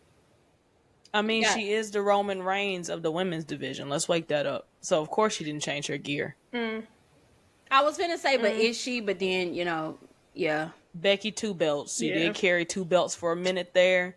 She is also kind of just like, she's up there. I mean, I would have said Rhea Ripley. No, is the Roman Reigns of the women's division. She's close. You're right. It's for sure Becky though. But they get no props from me from that match. I have not a single good thing to say about that match. Nothing. Real shit. No. Real shit. -5 actually. Oh. -5. Good shit. Like Tony said, how you got me ready to shoot behind Liv Morgan and Raquel Rodriguez? Like what? What's happening here? I mean, I decided to the moment that the match happened, or when it was decided that it was going to be Bayley and Lyra, I was like, you know what? This little creation, whatever the fuck, didn't make sense. Yeah, because they were taking away from tag team, and Lyra literally has a title that should have been defended. That should have been defended instead of her being in a tag team division. But Hunter. I immediately was like, you know what? I'm gonna side with Liv and Raquel. Mind you, Liv has been growing on me. Same. And honestly, and I'm gonna be honest right now, right here, right now, for anyone that's listening that just so happen to be Liv Morgan fans. I never disliked Liv Morgan. I just hate that she was in this feud with Rhea, and it was getting extremely messy. Not because of them, but because of you. Y'all made it very hard for people to enjoy the storyline. You made it very hard for people to be able to discuss the storyline, dissect the storyline. If someone was talking about Liv, y'all brought up Rhea in a very disrespectful light because you felt like if you were talking about one, you got to talk about both, and killed the entire storyline for everybody. And we were so happy that we were finally done with it because we didn't have to see you guys fighting, but y'all still fight. Joke's on us. She not even in a feud with Rhea. Mind you, they in 2 different cities. Figuratively speaking, 2 different cities. And some of the Rhea fans are wild too. Like I'm obviously a big Rhea fan, but they're not without blame. That's true. Spooky, that's true. Crazies on both sides, I feel. It is quite spooky on both sides also. Agreed. But like I saw more attack from the Liv Morgan fans than I did from Rhea fans, honestly. Because Liv fans were finding tweets where you didn't even at the lady and was on her ass. On your ass, bro. They was on everybody's ass. Same with, so like that was it. Like I kid you not, I made a tweet about Jay having one of the best mullets in the business, and a Liv Dom stand found my ass and was jumping on me over Dom. Mind you, I didn't even mention that man. Why the fuck are you here right now? Go away. Them motherfuckers, crazy. Shout out Denny. But anyways. Yeah. I'll add more to my feelings about this match when we get to Raw. Yeah. What match was before this though? Joe Hendry versus Randy Orton. Was it? Wait. No thought. I think I wanted to erase that match from my mind. And AJ. Ugh. Yeah, let's glaze over that real quick. Just It happened. It was a match. Logan won. The end. Should have listened to Carrying Cross, maybe mom. I ain't never uttering those words. I just think AJ Styles deserves better. Like, I don't care what AJ should have done. He should this should have never happened. Why was it? Why are we planning AJ Styles versus Logan Paul? Why do we have Hydrogen Bomb versus Coughing Fucking Baby?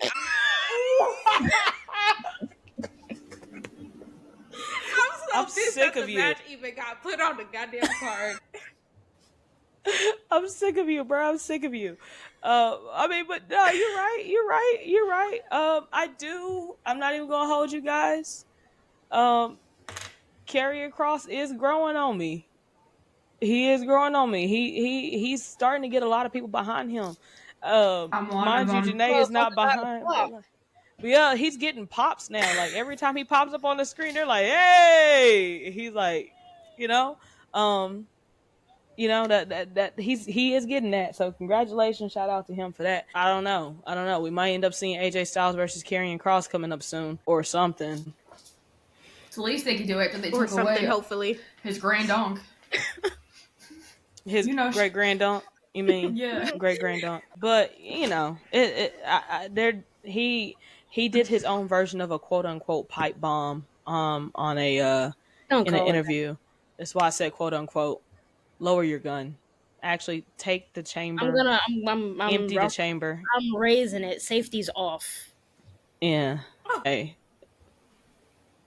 Good thing your aim fucked up. Anyways, I just just saying. Karrion Kross is on his way. That sounds like a threat to Janae, but it's okay. He even sold his shirt out. To catering. Janae, so the match before that for Tricky. I got it for everybody. I don't have to put it in little packages for each. They all getting it full level. Anyways, I can't wait till we get to Friday. I can't wait because I already know what Janae finna say about. Yeah, I'm ready for that one. Anyways, next match was what? What are you talking about? Okay, Randy Orton and Joe Hendry. That was a match, yeah.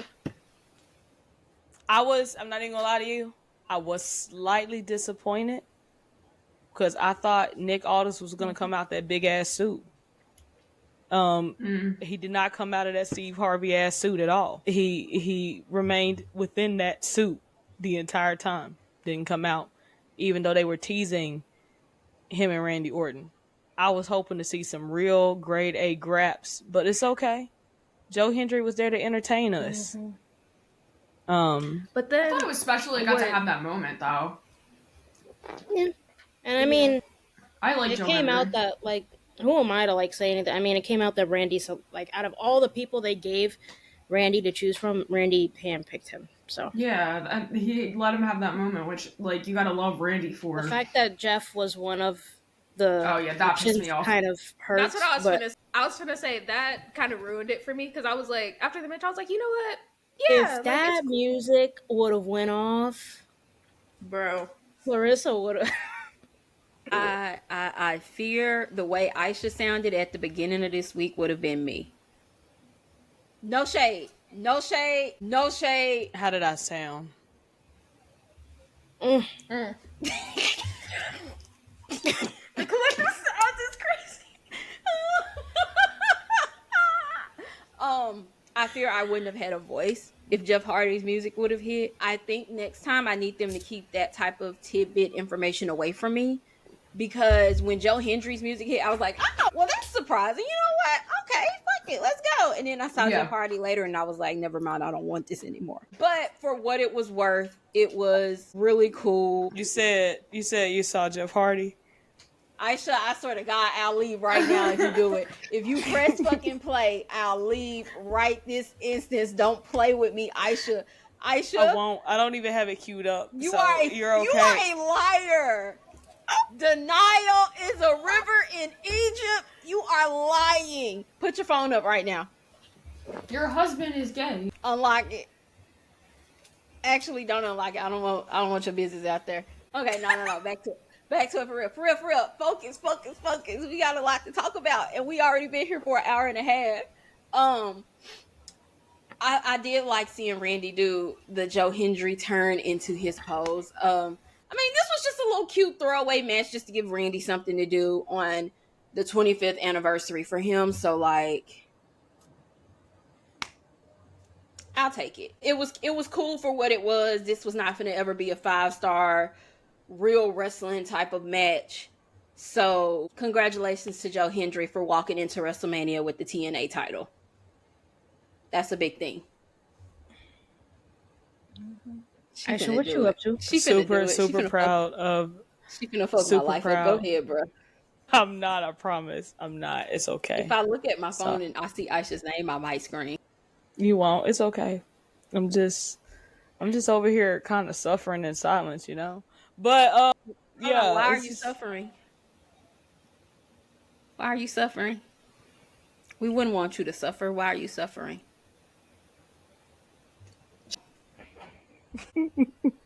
Oh, brother. Well then, I fear there is nothing I can do about that. I'm fighting demons over here, bro. Don't say it like that. Don't say it like Fighting that. for my life. Shit, bro. I fear I'm fighting demons, bro. These demons are winning, bro. I ain't never. But next match was what? Dom. Fatal four-way match. Four-way. That was such a good moment. Dominic Mysterio versus Penske Nakamura versus You did not do Penta like that. Oh, you're Penta? sick. I don't think that was for Penta, baby. That was for Finn.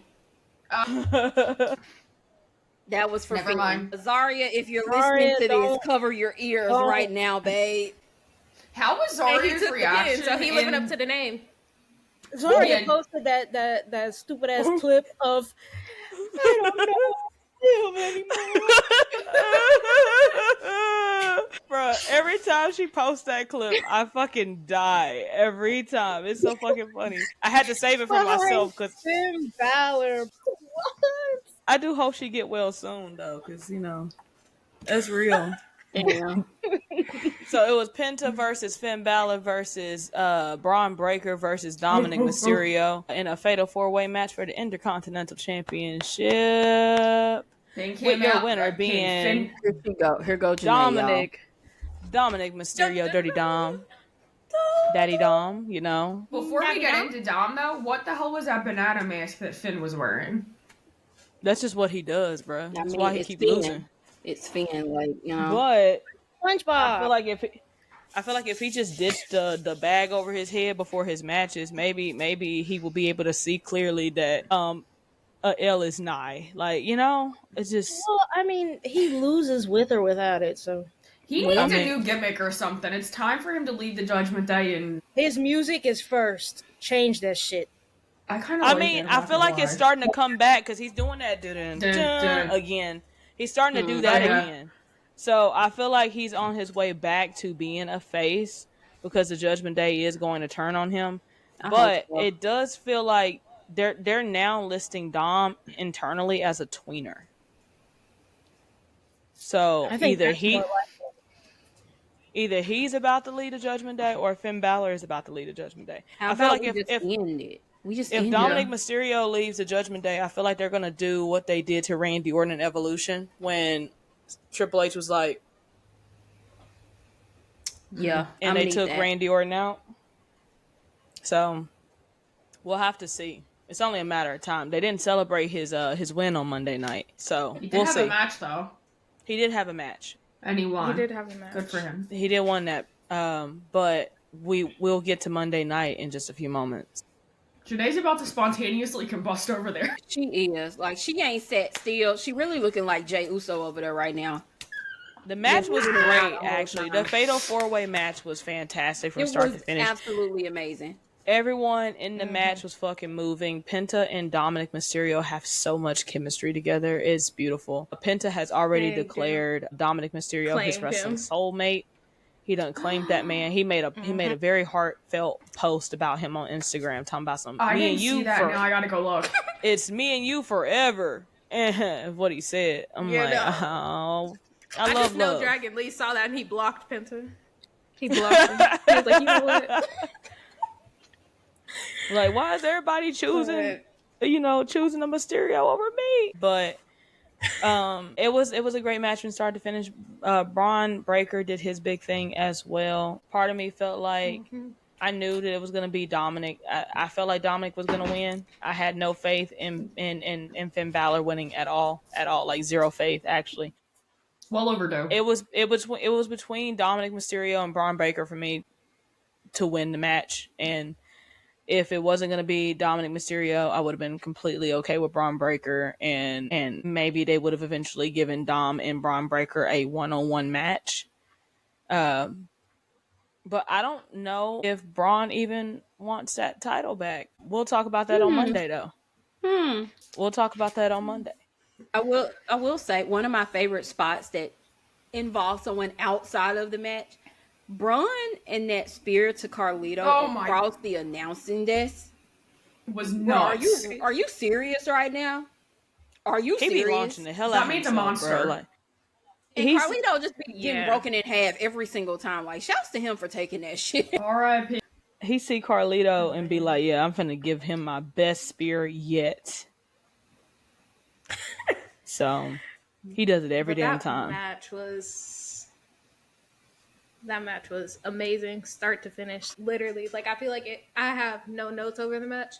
I love that we got the match because I feel like it's very rare that we get to see Dom actually wrestle without any interference, without having to dull himself because he's a heel. Like, he just got to full out do his fucking thing with Penta, with Braun, with Finn. We had 3.5 hoopers in the fucking ring, and it was glorious to see. Like, I had the best time of my fucking life. Wait a minute. You said 3.5. 3.5. 3.5. She gave him a half. Yeah, I did. I think Aisha should have gave a half. I think Aisha thinks take the half away. No, I was trying to figure out who the hell that half of. You talking about Finn Balor. Oh, okay, go ahead. Yeah. So 3.5 hoopers. He was there for sure. But he served his purpose, letting Dom get that 3 count on his ass. And I feel like the best part of the match was the end. Like, when Dom was celebrating, doing his thing, and he just, ran back to the ring. And he fucking got back on the apron, raising his title. He's talking to the crowd. He's like, we finally fucking did it. Like, Dominic Mysterio is just so deserving. He was talking to you, Janae. Right after that match, he was part of a car accident. So, like, that was so funny. I love it. That night, I guarantee you, Nick Khan was like shaking his fist at the sky. Please, people. Stone Cold. He was here for folks in record time. Like, please don't sue. It's the way Nick Khan would have had to see me too, because I almost got ran over outside the Fountain Blue by Dominic Mysterio coming around that damn corner with his wife. I was like, I took a step out, and cause like for some reason over there when the streets, like when it has the little walking shits for people to walk across the street, like when the light is on for people to walk, cars will still turn on that shoulder to come in. Despite, like, I done had taxis damn near knock me the fuck out while I was over there. And so Dominic came around the corner so fucking quick, and I was like, damn, who the fuck hit me? And then the light kind of hit the inside of the car, and I saw that mustache. I was like, oh. What kind of car was that? I don't remember, but it looked very expensive. So, as he should. But yeah, that was a great match. Toni. He also rubbed it in Braun Breaker's uncle's face too. He had the Hammerstein. It's you. He was like, hold on. It's Haley calling him Braun Breaker's uncle. For me, Scott Steiner, my bad, like, Big Papa Pump. No. It's just so funny that's who he is now. He's Braun Breaker's the uncle genetic now. Freak. Excuse me. No. I'm not. Head out there. I'm not saying that in a bad way. I'm saying it like that. That is who the new generation will know him as. Braun That's Breaker. why I said it, because I didn't think they were gonna know. Like, if I was like, oh, Big Papa Pump. It's just so funny. That's all. That it was just because I'm not gonna lie, I had to go back and watch the clip to realize that's who that was. Yeah, it took me a minute too. I thought it was just some random guy backstage, and I looked at it again. And I was like, ah, my bad. Okay. Yeah, anyway. he was like, "Hey, fuck you." I was like, "Oh, real shit, real shit, Maybe upset. real shit, Scott." Upset. That's Steiner math. Hey, that Steiner math did not work out for them this time, but you know what? It's okay, because Dom Mysterio is champion, and Janae ain't been this happy in like 7 months. Bro, I know if I was happy, I just brought the feeling back.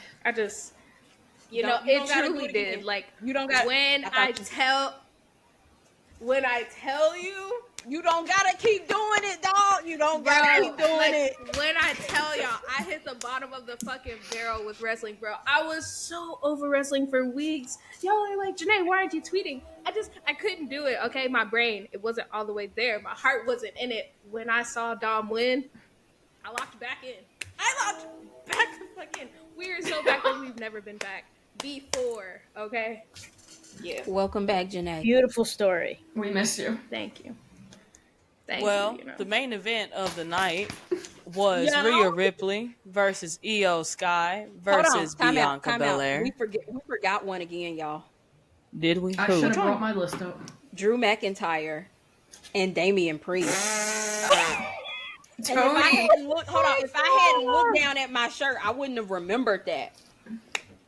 God's plan. Stinker. Next move. Anyway, I'm kidding. It wasn't that. No. It was there for sure. It was not to a me. bone in your body was kidding about that. Ooh, Janae. Ooh. Clarissa and Janae about the fight.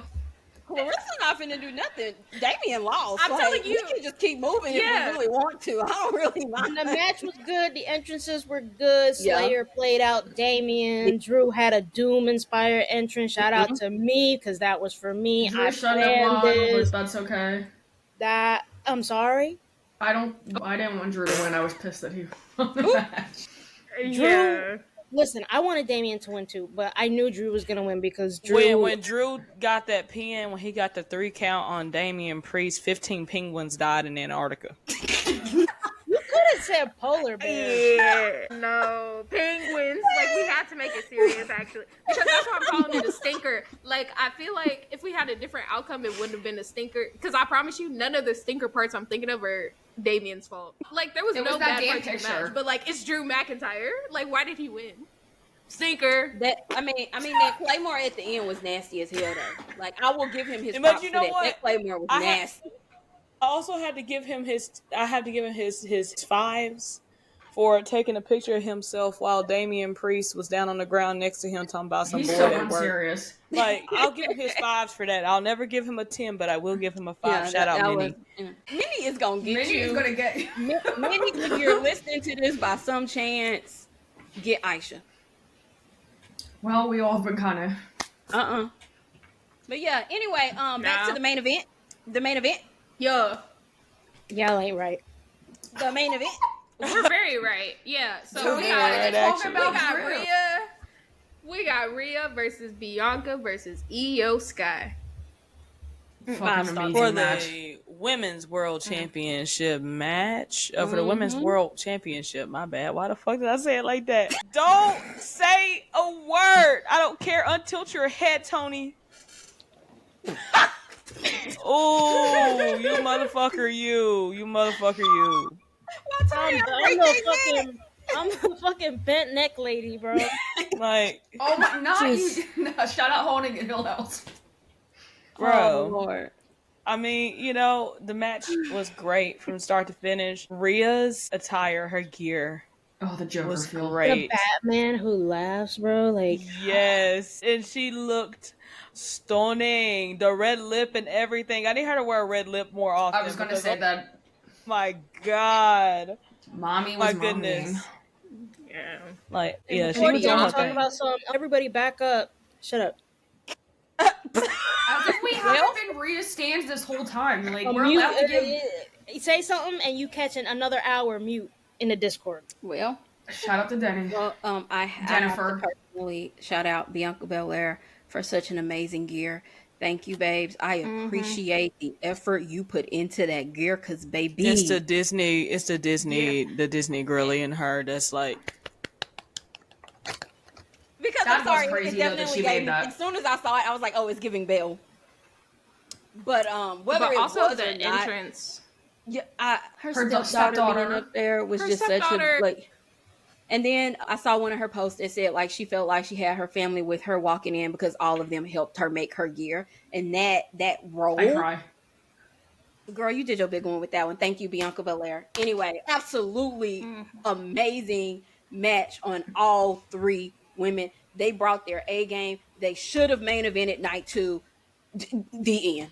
I'm happy it was so good too, because a lot of people, we've all had our opinions about the storyline leading up, and I'm happy that they performed the way they did, because it did kind of shut everyone up in a way, a little bit. We all knew that they could go hoop in the ring. That wasn't the question, but I didn't think that it was going to be as good as it was. Like, I think all of them, like I said, they all had chemistry in the ring, but they knocked that shit out of the park. Like, they set the bar so high for night 2 that there was no way anyone was going to Honestly, you can say night 1 too, because the triple threats were the ones that we were all complaining about the most, and they all literally said, "Shut the fuck up." Basically, yeah, I ain't gonna complain about triple threats anymore. Though, I never questioned what those three women could do in the match. That was never, or either if it was just Io and Rhea, Io and Bianca, Rhea and Bianca. I never questioned what any iteration of the three of them could do in the match. I do have to say, Io Sky has never done anything wrong in her entire life, and she's actually baby girl, so that's all I know. She's so adorable. She is just quite the most adorable thing. I've been preaching the message, and I'm glad we're all on the same page now. I'm happy that she won it. I'm sad about Bianca losing her streak, but I'm happy that they didn't, and I love Rhea, but I'm happy they didn't go that route, because I fear that the Rapture would have began on the IWC. So I'm happy that it panned out the way it kind of happened anyway, but we move. We keep going. I don't appreciate how nobody kept their streak though. Like Naomi, Bianca, or Charlotte. Like that's not.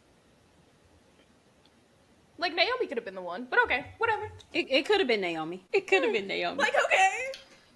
At the end of that match, at the end of Naomi's match, I screamed, "Are you fucking kidding me?" I'm not gonna lie, because I was like, after all that, I know this is not the night we're talking about, but I was very not pleased about her losing. But also have to bring up the fact that my EST has broken fingers. I have to go back and watch the match to find the exact moment where that happened. If you ask me, because I was being a little nosy. I believe it was when they were in the corner the first time and they did the big flip all together. Bianca's hands were kind of closer to Rhea's tailbone than anything else. And so when they all fell, her fingers took the impact of that. Of her not big Rhea's booty. fault, not Bianca's fault, just a freak accident. And even afterwards, you see her like immediately start clutching her hand. And so I think that's what it might be, but I could be wrong because I noticed it even when they were doing it. I was like, that's kind of weird, but and both Rhea and Bianca are taking time off now? I don't know about Rhea. That was a rumor that was being spread around, but we never saw Rhea about that. Rhea never said anything, but that was a rumor being spread around that she was supposed to be getting time off after Mania. Bianca's time off was not planned though. She's just injured. So hurt. Who knows what's about to happen. I hope Rhea is not. Rhea, stay with me. Rhea, stay with me. I can't not have both of y'all. I can't not have both of y'all right now. Like I can't do it. I mean, she was on Monday Night Raw, and it does. I feel like her and Io have some unfinished business. So I'm just gonna make everyone crash out more. Because also though, like also respectfully, who else would Io face? Exactly. I mean, like just respectfully, like Becky is gonna be going head to head with Lyra. Bailey, I guess would be a possibility, but outside of that, like, who else on the Raw roster could we truly see in a feud with Io Sky for the women's title? My answer, you wouldn't even like, but it would be the one that is the most popular with people because they were still upset that she was not even included despite her having a damn tag title wrapped around her waist. Liv Morgan. I truthfully, that's who I thought of too, because I did want to see that they were. I liked living Zelina and I liked living Ego's feud the best out of, like, in the ring. I personally would not be mad at that. My problem is, Doesn't if make we're sense, gonna put the champions in another championship picture, then I'm sorry that champion needs to pull double duty. If they're going to be fighting for the women's world title on Raw, then on SmackDown or NXT, I need you in a feud for the tag team titles. Like, I'm so sorry. Or for the Intercontinentals, whatever it is, I need them to start pulling double duty, because there's no way. And this was even back when the girls were doing it. Like, there's no way why we should see you fighting for a main title while you're holding a title already, and that title is not being utilized at all. It's just there. It's just decoration. No. So I don't mind Liv at all. I actually would like to see it, because I think it would probably be a great match. But if they're gonna do that, then I need her on another show defending those titles also. And I'm so sorry to Liv to put that work on her, but like, I need them to start putting some effort behind these mid-card and women's tag titles. NXT. Oh, they were. It's just more so. I just because it's been a reoccurring thing. Like, we didn't even get either of the women's mid-card titles defended at Mania. Yeah, that was BS. This has been a thing. Like, even with Bianca and Naomi for Elimination Chamber originally, when they did their qualifying matches, they had the titles. Go even further back when they were in the qualifying matches for the women's US title. They had the title, and they're in. I need to see those titles get effort, attention. I need better. I need better. That's all I'm saying. But to our original point, the women's triple threat match, actually all 3 triple threat matches from WrestleMania weekend, including the one on Stand and Deliver, did exactly what they needed to do. Oh, that one, Stand and Deliver, was so good. Siobhan should have won. I will say, if you're listening to this, make sure you check out the B-Side podcast if you would like to hear our take on Stand and Deliver, because I did join Toni and Vio with Megs, and we did a recap and review of Stand and Deliver. So if you're missing that right now, head on over, check that out, and then you get all of it. Fingers, pray to God I'm able to upload it. Oh, by the time this comes out, Well, by the time this comes out, it may or may not be present, but like, check with us for details. But yeah. Anyway, so since we have talked about all of Mania, I guess we should move into Raw After Mania. Whew, this is the best of the entire weekend for me. I'm so sorry, but this Raw hit differently. That was my opinion. I loved it. Long ass show. It was long, but it was good. Hey man, I'm just saying, I just feel like if they're gonna give me a 3-hour show, I need advance notice what we're doing a 3-hour show that night. Yes, especially when we're on I was not ready to turn it off after Dom, and then it kept going. I was like, oh. Baby, I completely forgot about Seth Rollins. I was like, okay, I was like, all right, that's the main event. We're done here. It's 9:32. To be fair, I didn't, but of course I mean, of course you didn't. You were waiting for Punk. For no reason. I mean, I wasn't expecting Roman to come out. He didn't. I wasn't expecting Roman to be there, though. I mean, because like, by the way, like when his music hit and he was wrapping his hands, like the segment ended there. Did y'all know? Like nothing happened. Actually, nothing happened. So in that case, then do y'all just want to start with the main event? Might as well. We could start with Randy Orton and John Cena. Oh yeah, because that was the very first. John Cena told us that he only has 27 and by now 26 more appearances, because he did show up at SmackDown. John Cena called us all bad parents. He has 20. That wasn't Raw up. I think that was something. He told us he has 26, not counting Friday, days left. Oh, How do y'all right. feel about that? That we only have 26 more days out of the rest of this year. How I feel about it? You got 26 more days to give me what I want. Yeah, I want to see Punk and Cena run it back. Need that Money in the Bank match that they did. Run it back over. I get why everybody wants Money in the Bank for the callback. You want the Night of Champions match again. I get it. Not Night of Champions. I get it, the nostalgia, and then like it'll be No, similar not to at Money in the Bank. I just want to see them in the ring like they no, did I then know. again. Like the callback to that, because a lot of people have said like it would be cool for them to do it at Money in the Bank, but this time, similar to like with Randy, the roles are reversed and John's the heel and Punk's the babyface.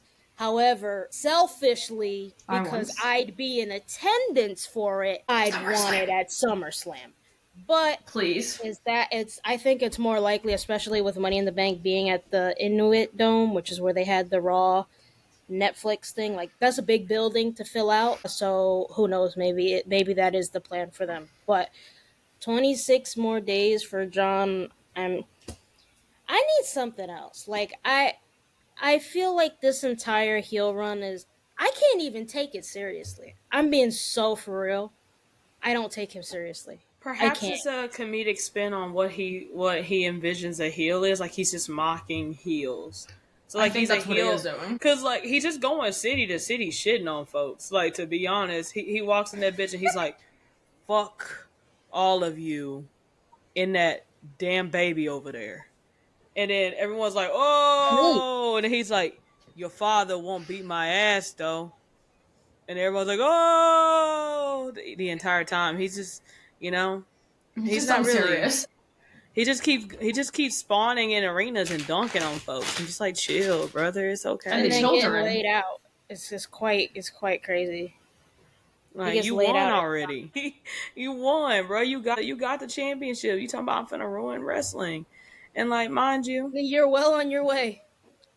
And he's doing what he's doing what he's doing for the love of the game. He's ruining wrestling for the love of the game. This is what it is. It is what it is. It is what it is. But we're on Monday Night Raw, right?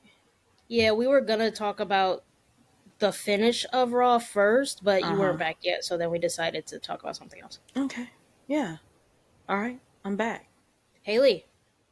You know what? I fully expected Paul Heyman to pull up in a 3-piece silk suit, maybe some assless chaps on top of him, and the flyest hat with a feather in it. Like that's what I was expecting. I mean, I just figured that, if he's going to align himself with Seth Rollins, he at least got to look the part. Baby, if Paul Heyman ever walks out to the ring in some assless chaps, I'm stabbing my eyes out. What the fuck? Yeah, I don't want to see that either. He pull up in a, if Seth Rollins pulls up in a full-on lace, onesie, I feel like, Paul Heyman should pull up in a lace suit himself. Absolutely not. I just feel like you should stop thinking of these things. I should why the hell is this in your mind? I just feel like if we let's not commit to the bit. We might as well just fully commit to it. Who said we were committing to the bit? We're not. Paul Heyman apparently. No. So I'm just trying to. I'm sorry. I draw the line at Heyman and lace.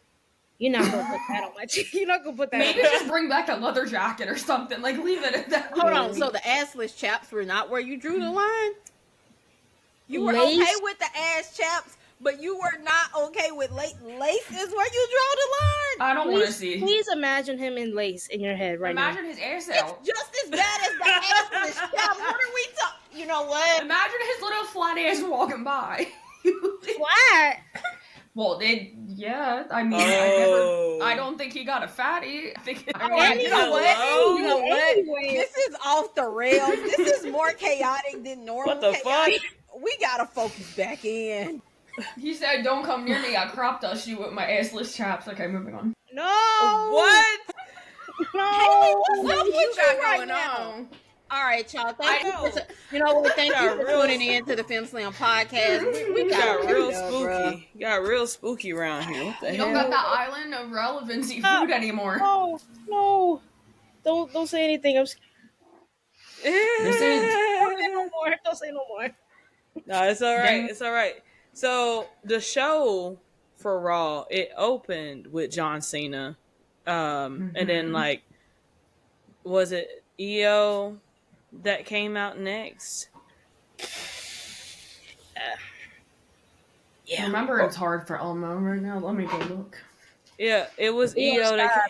versus Stephanie Vaquer. Yes. Oh, yes. What How a could I forget? fucking banger.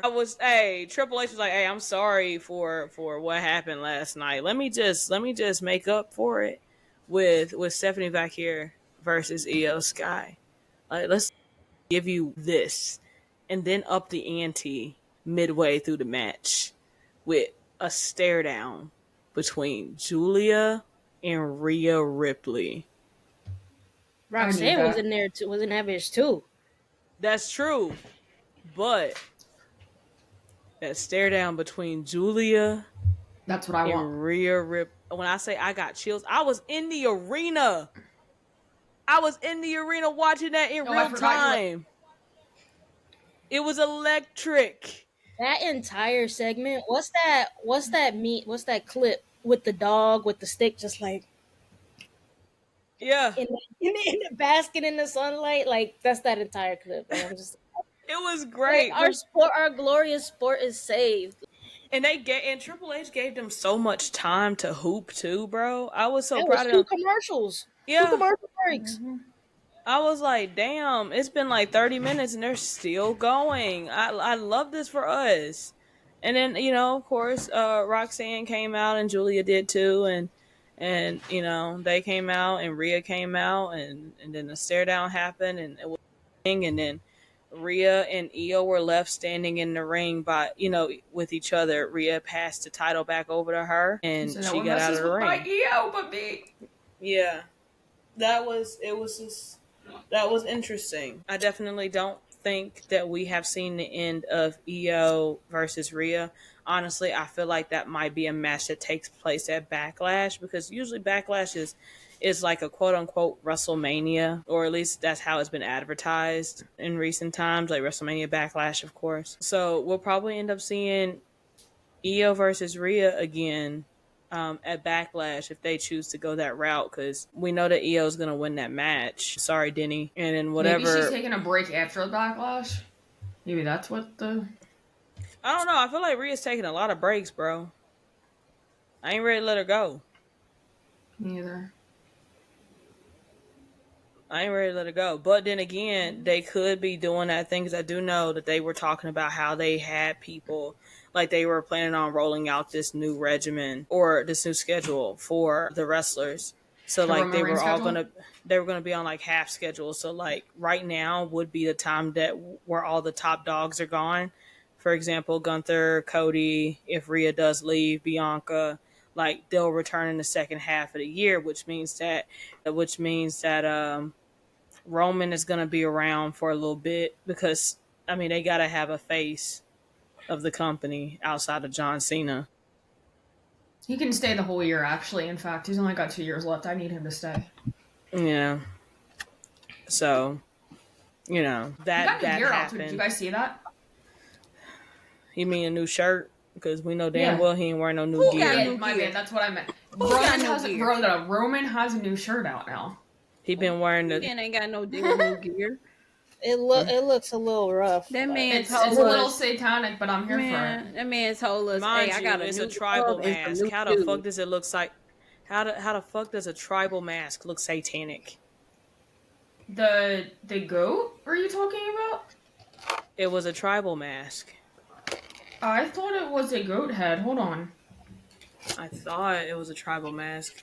Because I saw it kind of looked like a lion on the bottom, but then it had horns. I was like, oh. I think it's his actual symbol in the middle of it. Oh, yeah. It is, but I thought that looked like a goat to me. Yeah, it's his the symbol made it look off. Sorry, I thought that was a goat. It's just his symbol looks weird as hell in it. The yellow and red combo is a choice, but it's cool. It's different though. Anyway, everyone, no comment. Well, okay, so it's called the tribal goat shirt. I was right. So sorry. The match after. So what happened after the Io versus Stephanie Vaquer match was main event Jey Uso and his celebration of winning the World Heavyweight Championship with Sami Zayn and Jimmy Uso. Sami came out and he was fucking weird, bro. He was weird the entire time. He was weird. There were so many times during that segment that I was like, oh, he's about to turn on Jay. Especially when he jumped down from the turnbuckle and he stood behind Jay while Jay was celebrating and he just stared up at him. And I was like, I kid you not, we were all in there yeeting. We were like, yeet, yeet, yeet. And then when we realized what he was doing, we were like, oh, wait, no. Like, we were all in there screaming. And then, like, when Jay finally came down, he, like, looked at him, and they kind of just, like, stared at each other. I have a slight feeling that Jay kind of has a feeling that Sami might be turning on him, because there was a point during that segment where Jay just kept glancing over at Sami. I don't think it was a, oh my God, I can't believe you're still here. Like, that you're here right now. It's more of a, oh my God, you kind of sus right now. Because, like, he just kept glancing over at him. Like, especially when he was, like, up on the apron, or not up on the apron, he was up on the turnbuckle. When there was a one point when he was eating, he kept glancing back at Sami, I guess, to see if he was still up there. And then when he saw that Sami was there, he kind of just, like, was like, okay, we're doing this. And then Sami came down. And so, like, when he came down, Jay looked back, saw him back there, jumped down himself. So, like, you know, he tried to make sure he didn't keep his back turned to him for too long. So could we possibly see a Sami Zayn heel turn? So. And could he possibly... I think so. Yeah. You know? I think it would be a good first feud for him, just saying. It would be a good first feud because we don't know who exactly is going to be his first feud. Now, if Sami does turn, he will for sure be his first feud. Or, you know, we won't see Seth Rollins in that picture for a minute, just based off of what happened at the end of the show. Mm-hmm. Yeah. You think Braun and him would run it back? I don't think we'll see Braun in the mix of that either until whatever the fuck's going on is wrapped up.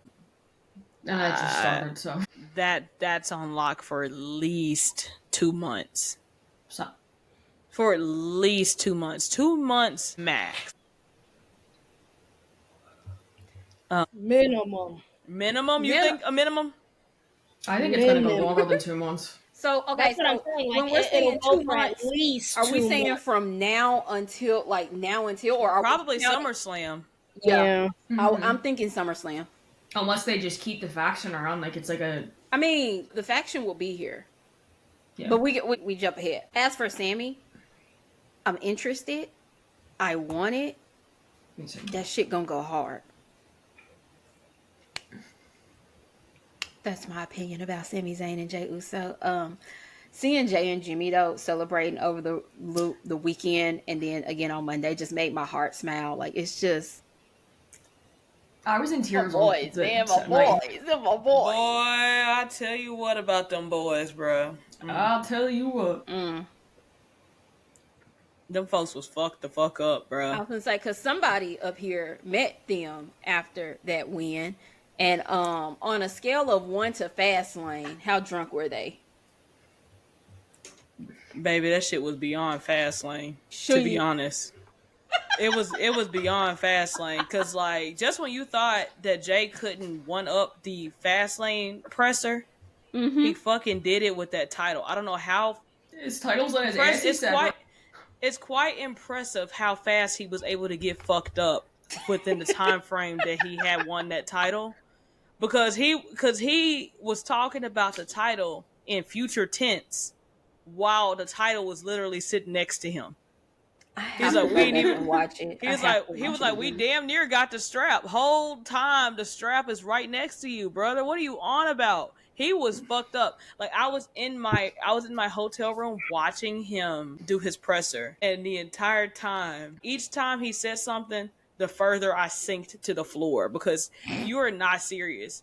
And then this is how you knew he was gone. Because he turned to Byron and was on Byron's ass immediately.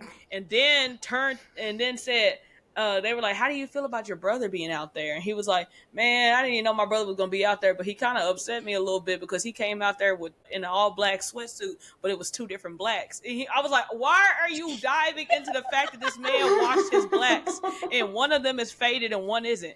Like, he went in and explained the color of the sweatsuit and everything. I was like, Jay, someone please get this man off this stage, bro. He is good as gone. And he's good as gone. They just be letting him do it too. Before he went on, I think. Bro, hey, they love that shit. At this point, they just let Jay get fucked up. They just let him get fucked up before the press. They didn't even try to tell him no. Like, at this point, Hunter be like, hey, come here, let me talk to you. Oh, you ain't drunk enough yet. Go ahead, go back. I'm just so proud of him for refraining from cussing the entire time. He did good with that. He did. He almost he slipped up quite a few times because he really wanted to cuss. Quite a few times. He did let them bullets fly later on because some interviews, honey. Yeah. What did he say? That his shoulder hurts and his something's in his ass, his title's in his ass. He said his left butt cheek hurt, some other shit. I was like, he was toe up, bruh. Like, I can't feel my toe. He said, I can't feel my left shoulder. My right butt cheek is da-da-da. I'm like, Jay, please stop talking. Jay, please stop talking. He just, like, the entire weekend was just was a yapathon for him. Why he was just severely intoxicated, just like he gone. Had me crying at the Hall of Fame too. He looked good that night. He did. Oh my God, he looked so good. When I say, like, we were at dinner that night. We were at dinner and we're sitting up there, bruh. When I say I screamed in that restaurant when I saw the picture of him in the suit, because, like, mind you, we don't ever get Jay in a suit. This man is a Nike, like, activewear guy, like sweatsuits, like windbreakers, like, you know, that shit. He's in that all the time.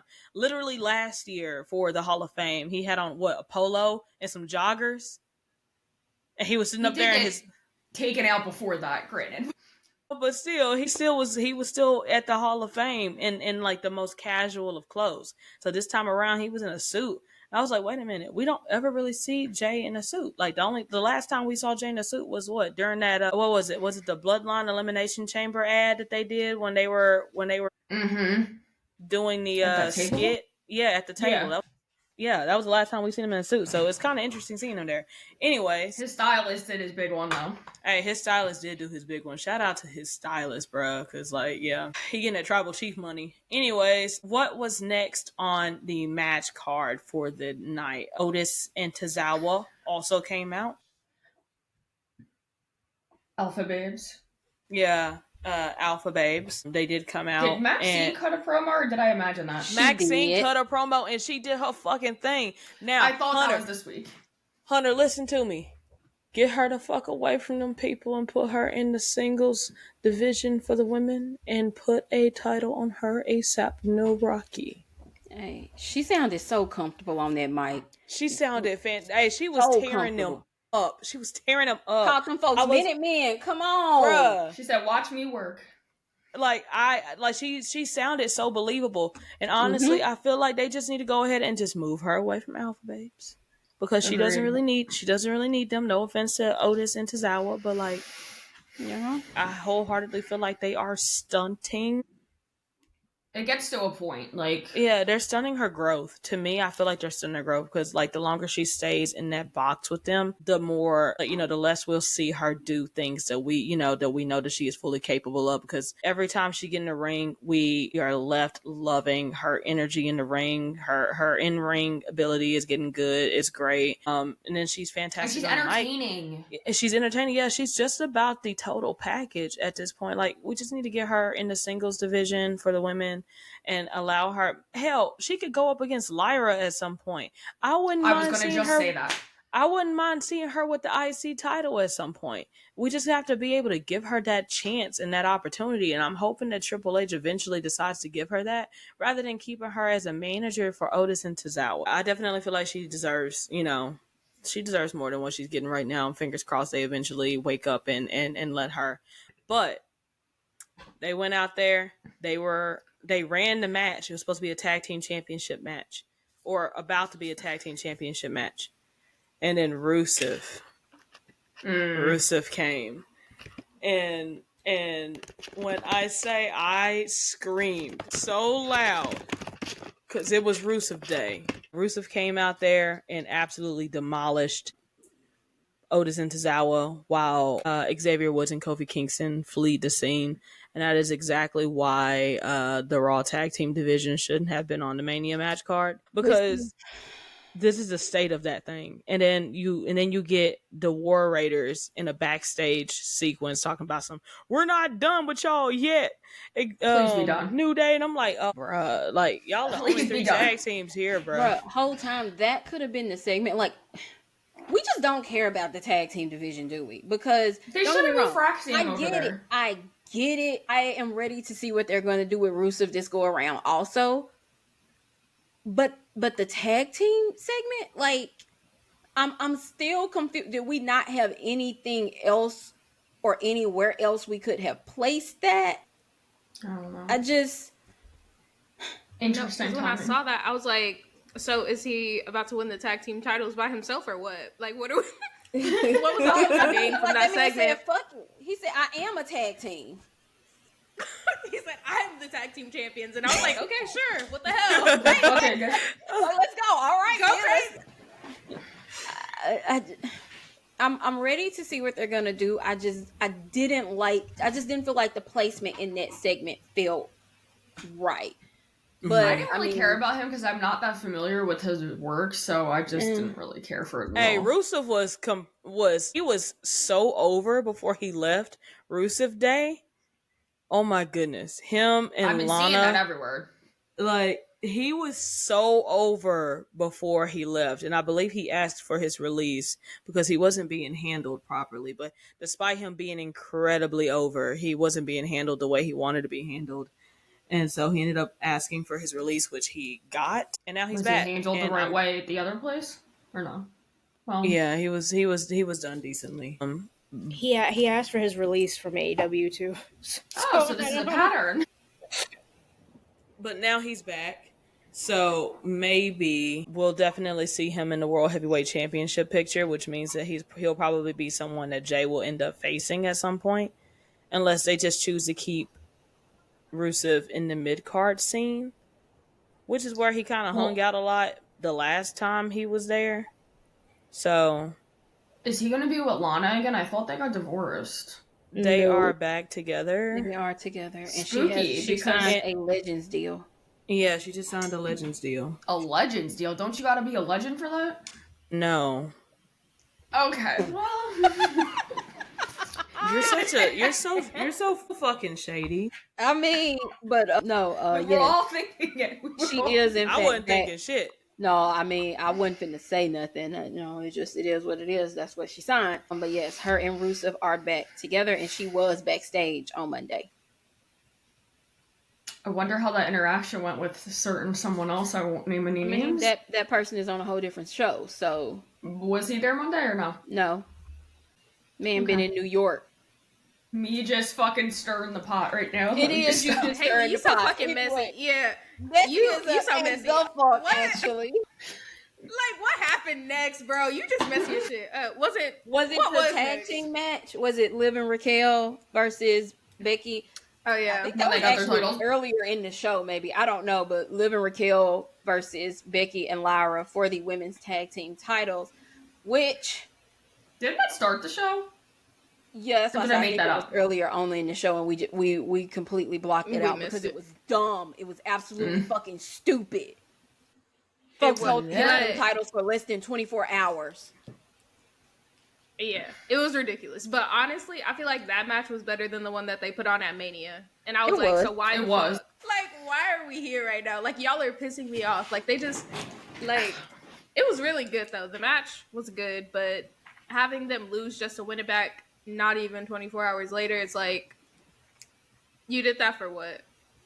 For Becky to turn on Lyra and beat her ass while Lyra sat there and stared at her blankly. Like, what? If somebody is beating your ass, why are you just staring at them?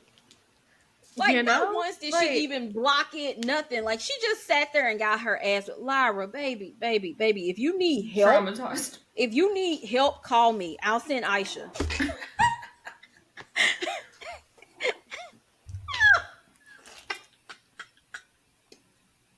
Bitch, I'm big dude. She don't want She no. don't want no She puppy. don't want no puppy. She want a Big big dog. dog. Hey. All right. Haley, what are you doing, dog? I don't know. My ass fell asleep, so I just. All right. Anyway, yeah, I thought that booking decision was quite idiotic. I did not like it. Me either. But whatever, Liv and Raquel are now 4 times women's tag team champions. So there's that. I did like their NXT match they had with Tatum and DJ. I thought I like Tatum and Liv's like energy in the ring together. Yeah, I'm just I guess we're gonna see Lyra and Becky for the women's intercontinental title. Brother. I guess so. I guess. It'll be a match. Anybody care? No. No. All right, moving on. We also got Dom versus Penta for the Intercontinental Championship.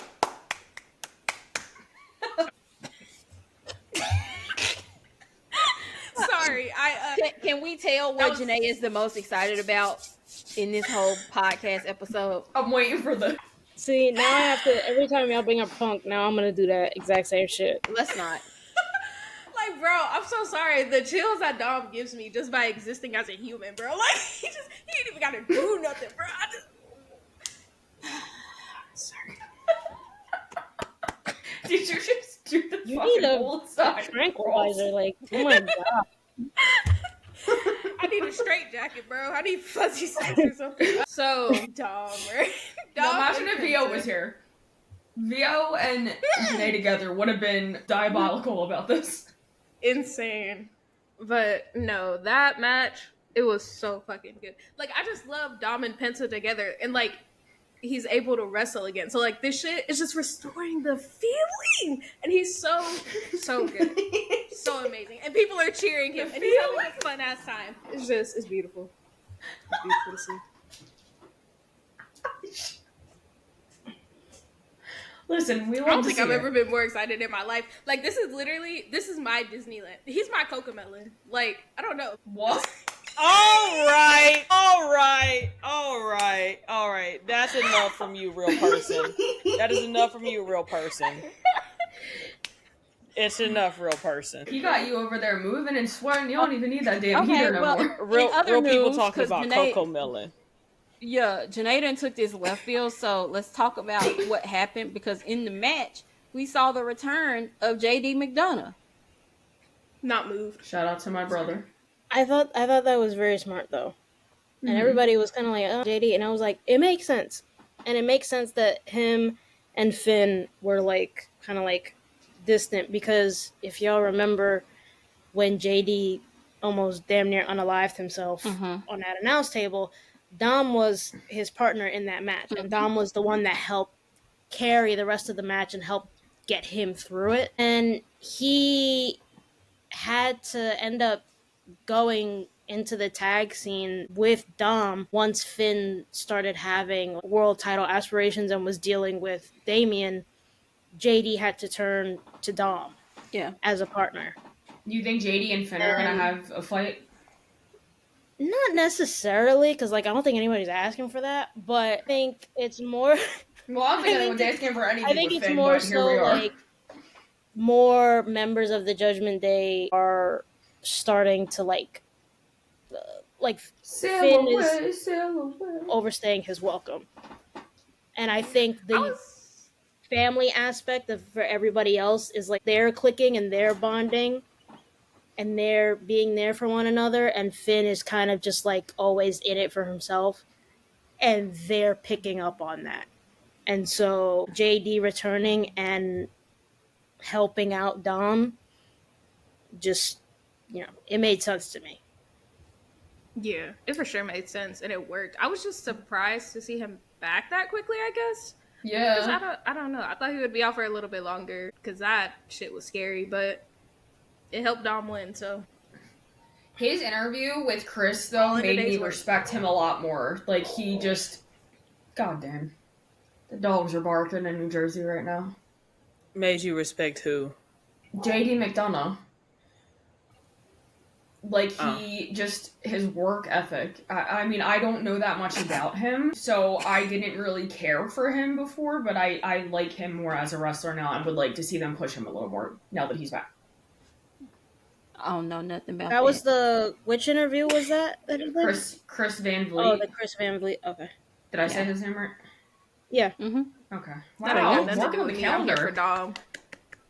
Yeah, so and then I don't know if anybody else, well, I'm sure y'all did. Y'all noticed how Finn was like a little bit away from the group for the rest of the night. Mm-hmm. You know, Bitter. let's just break that up. Let's just break that up right now, you know. But let it die, let it die, let it shrivel up and die. That's And how I feel with think- Judgment Day. I've had fucking enough. Okay. And I think that was the end of Raw because we already went over the main event. So But like I didn't we get did to not go over. actually go We over did the main event. we did not. We didn't actually. We started to, and then Well, we Janae's we main pushed event weird. was y'all done. was talking about assless chap. Y'all was talking about assless chaps and shit. So go ahead. Go, Ain't no, let's go that back was to the main event. Aisha and Haley. You know what? Anyway, Seth Rollins and Paul Heyman came out, and CM Punk came out about to give Seth that work, and he in fact did not give Seth that work.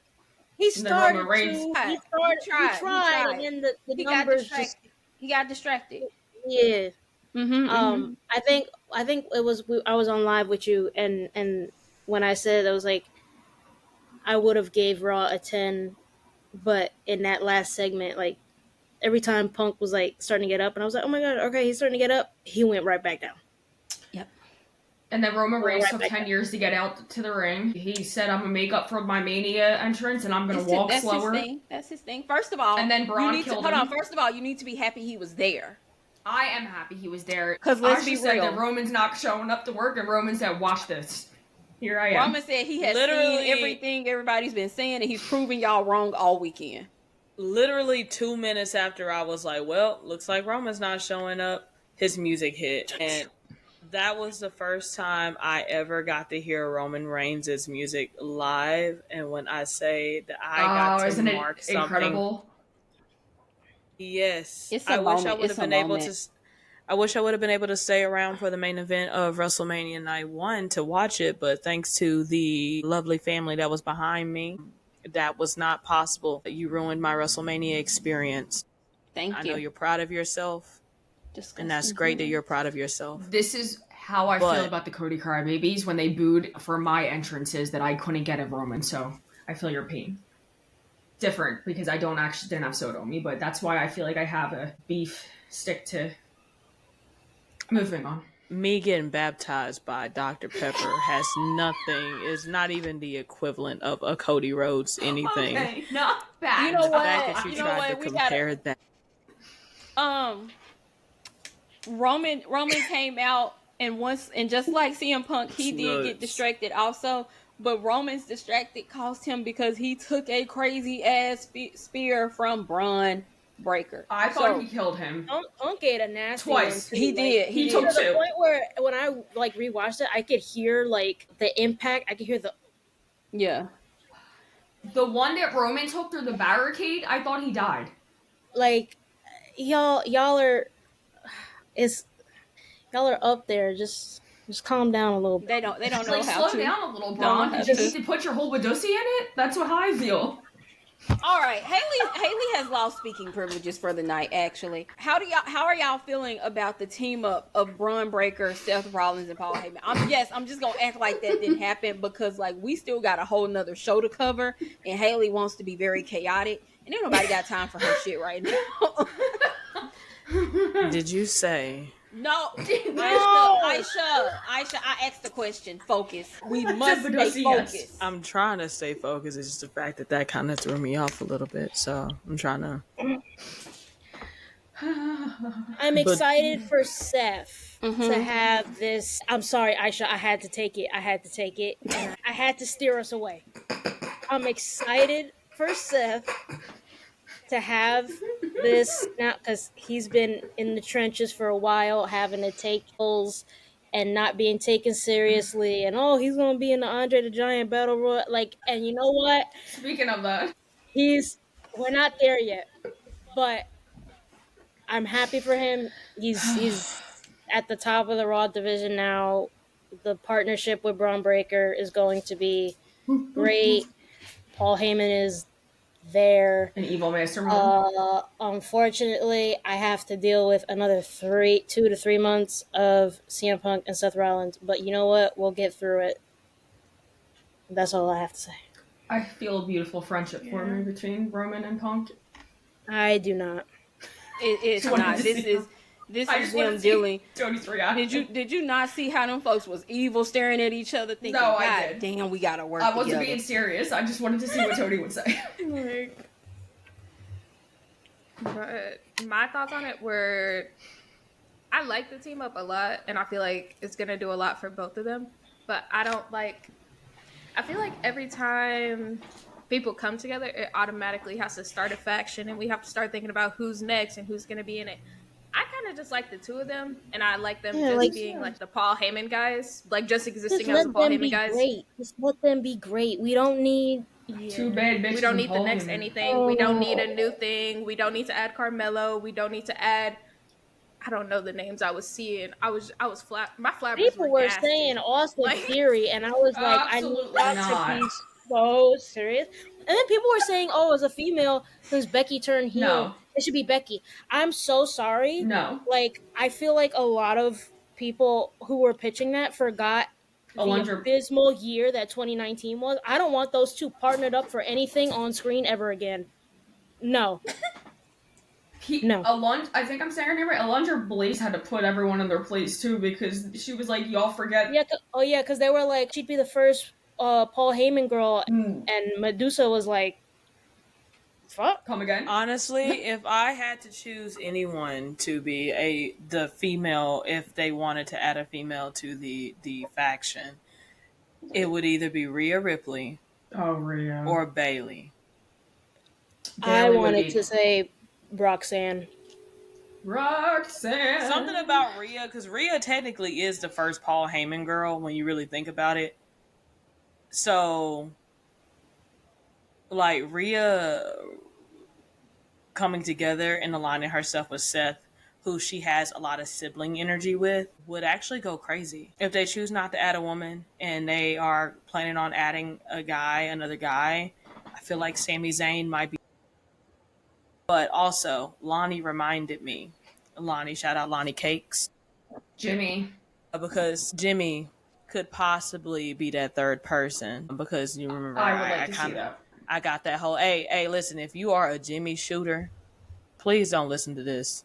Please don't, because I ain't got time for me being called bitches and hoes. I really don't. So this is the part of the episode where you turn this shit down. If you're watching this on YouTube, I'll wave my hand when I'm done. Okay, cool. Y'all need to touch some grace though, because it's not that deep. Okay, but God. It is very deep for these people. But anywho, God for a fucking bed. They're like the whole wink between Jimmy and Paul Heyman, which was something that I kind of noticed a while back, and then the whole conversation that Jim had with Braun Breaker, but we never even figured out what the fuck that was about, was also a thing. But everyone's like, why would Jimmy do that? He just risked his life for his brother, like he just did all this stuff. Like he doesn't need to be a heel. His booking was horrible the last time he was a heel. When I say that Jimmy aligning himself with Paul Heyman, Seth Rollins, and Braun Breaker in this light, in this faction, would do more good than it does any harm for that man, I mean it. That is a honestly, goosebump moment if that happens for me. Like, I get it. I am also a Jimmy Uso fan. Believe it or not, because there's some people out there that don't believe it. I am a Jimmy Uso fan. And I think when I think of Jimmy's booking and where he should be, I'm not just advocating for him having more screen time. I'm also advocating for him actually having decent ass stories and good ass stories to tell, because he's capable of telling a good story. He's a fantastic storyteller. When Jay says he doesn't have any idea of where things are going, he asks his brother. His brother is the storyteller of the twins. So he is fully capable, if given the opportunity and the chance and the shot to do something great, to be great. So yeah, I'm thinking what should happen if they do choose to go with Jimmy. It's gonna be great. It's gonna be great. I don't see Jimmy and Jay facing off with each other. It's definitely gonna be Seth is it's quite obvious Seth is the leader of this group. So if anything, we'll probably see Seth somewhere down the line run up on Jay. Jay got a few months as a champion. I'm super happy. He's got at minimum 6 months as a champion. As long as he makes it past 28 days, actually, fuck it. Psych, I lied. As long as he makes it past 100 days, July 28th being his 100th day as champion, I'll be okay. I'll be okay. I crunched the numbers. I did the math. No, I was gonna say, not you marking it and having the calendar date of it. Hey, it's a lot of work being Jay Uso's biggest shooter. I mean, the Yeet General? I'm the Yeet General, you feel me? Someone will probably argue that for me, and that's okay, and that's fine. I'm not gonna go out here and say that I'm like the president of the nail mob or anything like that. Oh. Yes. Shots fired. You know? He's not gonna like this episode. He'll live. But I'll keep coming for me. Anyway. What's a Femme Slam episode without randomly turning your gun towards Malcolm and just firing off, you know? It's not a Femme something Slam that episode. we have to do it at least 5 times for good luck. He's gonna hear this part and be like, 5 times, that's crazy. And then he's gonna tweet us about it. I'm gonna get him during the Smackdown talk too. Don't worry, because then I'm gonna get him then. Yeah, but yeah, it can go either way. We could possibly see a woman join forces with Seth, Braun, and Paul, or we can see a guy. And if we see any of the guys, all I see as possibilities is Sammy and Jimmy, unless Sammy and Jimmy decide to turn on Jay together. Because, I mean, mind you, they both were telling each other during the War Games thing that they both aren't trustable people. But it's just the whole situation, the whole winking that Paul Heyman did at Jimmy, and then the whole conversation Jimmy had with Braun Breaker. It just seems like now, like that coming back up makes it feel like that is what could possibly happen. That's where we're probably coming to. Anywho, that was the ending of the show. I definitely feel like the Raw after WrestleMania was probably one of the best Raw after WrestleManias they've had in recent years. Kudos to Triple H for actually going to the grocery store and buying the proper seasonings to cook. No more of that Save-A-Lot, great value ass seasoning. He actually got the real shit. He pulled up with the Lowry's, you feel me? He said, I got Lowry's on deck. He seasoned everything to perfection. He had the paprika, he had the garlic salt, he had the garlic powder, the onion powder, he had the parsley. He put parsley on top. He did the fucking garnish. He fucking served it up.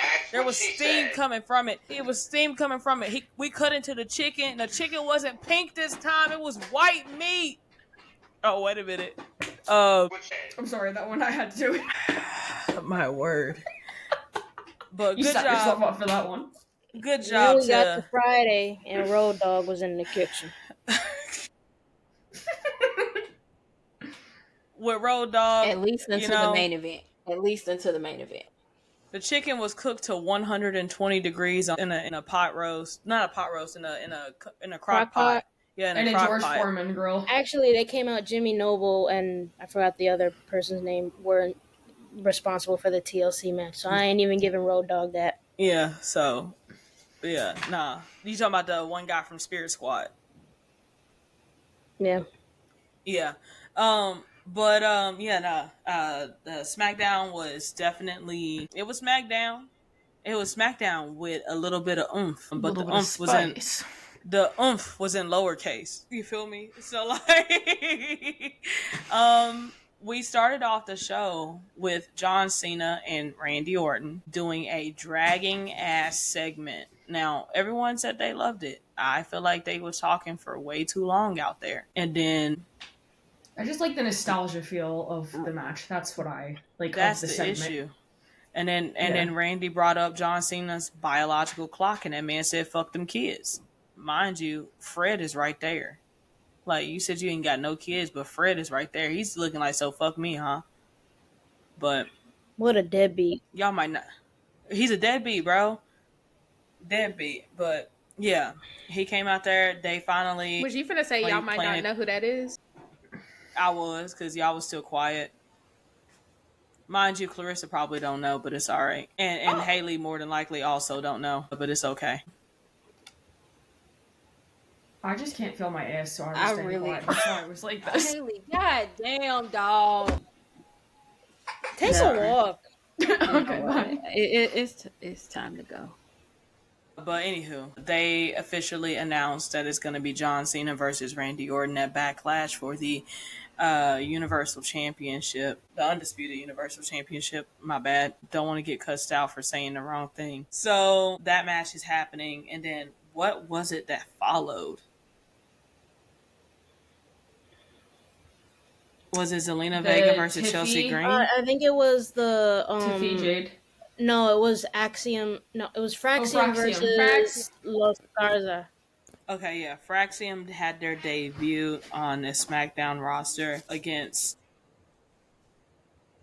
Los Garza. Los Garza, at which they won, rightfully so. The tag team division is all right, bro. The kids are going to be all right over there. The kids are all right, bro. Match, and then right after that, it was Tiffany Stratton, who came out to talk about something but didn't get a chance to because Jade Cargill came out. And they had a match which didn't get finished because Naomi came out. Punching everything but Jade, but Not too much. Not too much. I get. She was doing what she had to do, bro. She was. Proceed with caution. I don't like the way you said that. How would you like me to say it? Proceed with caution. How would you? All right. How would you like me to say it? No, I'm just fucking with you. Proceed with caution. No, think you but like that. while that was happening, what fucking happened? Can I just say that majority of SmackDown was just not just. Yeah. I think I went in with too high of expectations, to be honest. Yeah, I mean the same because like Raw gave us a good ass show. It was so good. I'm like, I know they're about to bring it with SmackDown too. Like, I just know they're going to give us another amazing show. But they didn't. I mean, the main event though. Oh, the main event was great. The main event was fantastic. Shout out to Montez Ford. Zelina is U.S. champ. Yes, she is. We all cheered. And Malcolm got to see that live. Love that for him. I love that for him. That's fine. He'll be cheering soon. He didn't deserve that. He didn't deserve to be shown during that moment. Hey, it's great. I love that for him. Honestly, you know, being able to be shown and be present, front row seats to see Zelina Vega win her United States Championship as she fucking deserved to. Mind you. To. In my dream seats, bro. My dream seats. He did He's on the Raw list. She did fan fucking tastic. And then what happened after that? Oh yeah, Malachi Black. Before that happened, we had the Mello and Miz segment. You're so annoying. Janae, how you feel about that big ass chain? I just want you. I was so pissed off, right? Because when I saw it, I was like, oh, he's gonna look at it. There's no way he actually pushed that shit on. There's no way. He slipped that shit on over his neck. I was like, is this what my people have come to? What are we fucking doing, dog? I need 5 big booms. Oh. Like I just like he brought the title. No, and you know what's crazy? He was standing in front of the Andre the Giant trophy, and you can clearly see Jey Uso's name on there. Mind you, he does not remember that he won the Andre the Giant Battle Royal. He said in an interview, "I didn't know I did that. Where the fuck were you?" Mind you, he probably wasn't at home. He was not present. The man don't know nothing. which makes him even more of a scarier person. Because where the fuck were you? You won that, but where were you mentally? Where were you? But yeah, I just thought that was so funny. I'm so looking forward to this moment so I can get Janae's thoughts on that chain, that Andre the Giant chain, bro. I was really, because like Miz was like, I got something for you. Not you been waiting to torment that girl. I just wanted, bro. It was just a highlight. It was just a highlight of my night. Now, you know, that's all I really wanted to see. It was just like, just wanted her to talk about it real quick and see what's up with, see what her thoughts were. I survived it. I wouldn't have survived it if that would have been the moment that they decided to call Trick up and Trick was there somewhere. I would have. You would have had to turn the TV off, huh? Yeah, would have done a lot more than turn the TV off. Would have been over. Man, but the Miz was extremely frustrated and was talking about how he's just ready to get back in the saddle and how he's just as fantastic as, like, God, mind you, he is in the ring. He's great. He's fantastic. We know what the Miz is capable of, but as of I've had enough of the Miz. Sorry, Clarissa, I've had enough. He's avoiding putting the fries in the bag. He's avoiding it like the plague. Like every time someone brings him the bag to put the fries in there, he walks the other direction. I'm like, wait, these fries are getting cold. You got to put them in the bag. And he doesn't want to. He doesn't want to. He keeps refusing to. And so the fries keep getting burnt because he's not there to shovel them. Anyways, Malachi Black, also known as Aleister Black, returned during the Miz TV segment. And they let him keep his fucking music. They let him keep his music. You don't know how happy I was to hear Root of All Evil while I'm sitting here in my living room. I was so fucking turned because that is a certified hood classic. That is a banger. You feel me? Like back in the day, like when he was first around, like around 2019, 2020, like when I say the reaction memes that they used to have on Twitter for that song, like they took the Chief Keef "I Don't Like" music video. They stripped the music away and they put the Root of All Evil over it. And so Chief Keef is in the video going, "No man is ever truly good." And like it's great. I love it, bro. I just love it so much. So yeah, I'm super happy that he's back. That Black Mass, it hit like crack, honestly. And you know what? So just because that happened and the way it happened, the way it went down, I just had to do it real quick. That shit was fucking beautiful. Nah, no 5 big booms for that one. No 5 big booms for that one. But it was great. It was fantastic. I loved it. I wonder where he's going to go on the roster. All I know is they better do right by him. You know what? I fucking lied. Put that man in the main title picture. Put him in the main title picture. He's so good. Put him up there. I put him up there. I hope they do. I really hope they do. I'm nervous that they're going to try to do the whole slow build thing that they usually do. No, man. Let's go. Let's fucking go right now. He's still selling that eye injury, too. Shout out, yeah, he is. You know what? Because Seth gave him that shit, bro. Seth was going through some dark times. He was just around here fucking everybody eye up.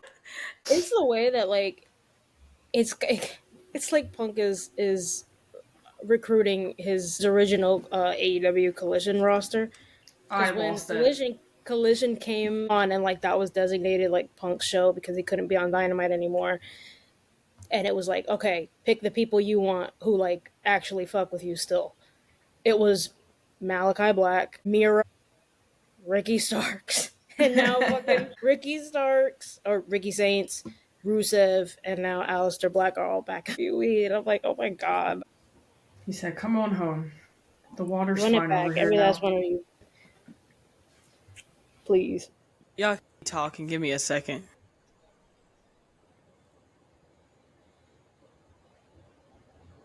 Hello? That felt What's she about to play? What's she up to? Mind you, we're on our last legs right now. I'm trying to think what happened after that, aside from the tag team match.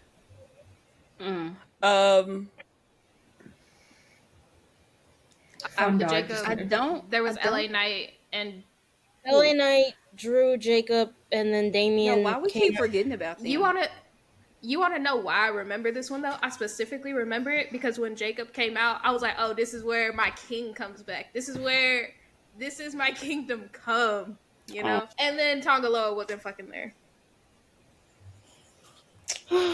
Damn, Janae. You talk about Tongaloa, bro. How do you think I feel?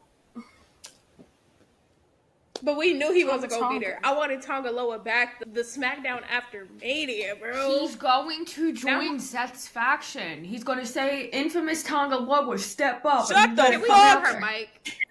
up Mute her ASAP. mic, bro. I was But so I told, serious. didn't I tell y'all to mute Haley like 20, 30 minutes ago? Bro. Y'all don't listen to me. See? Like, it's past Haley's bedtime for real. We need to wrap this up. Boom.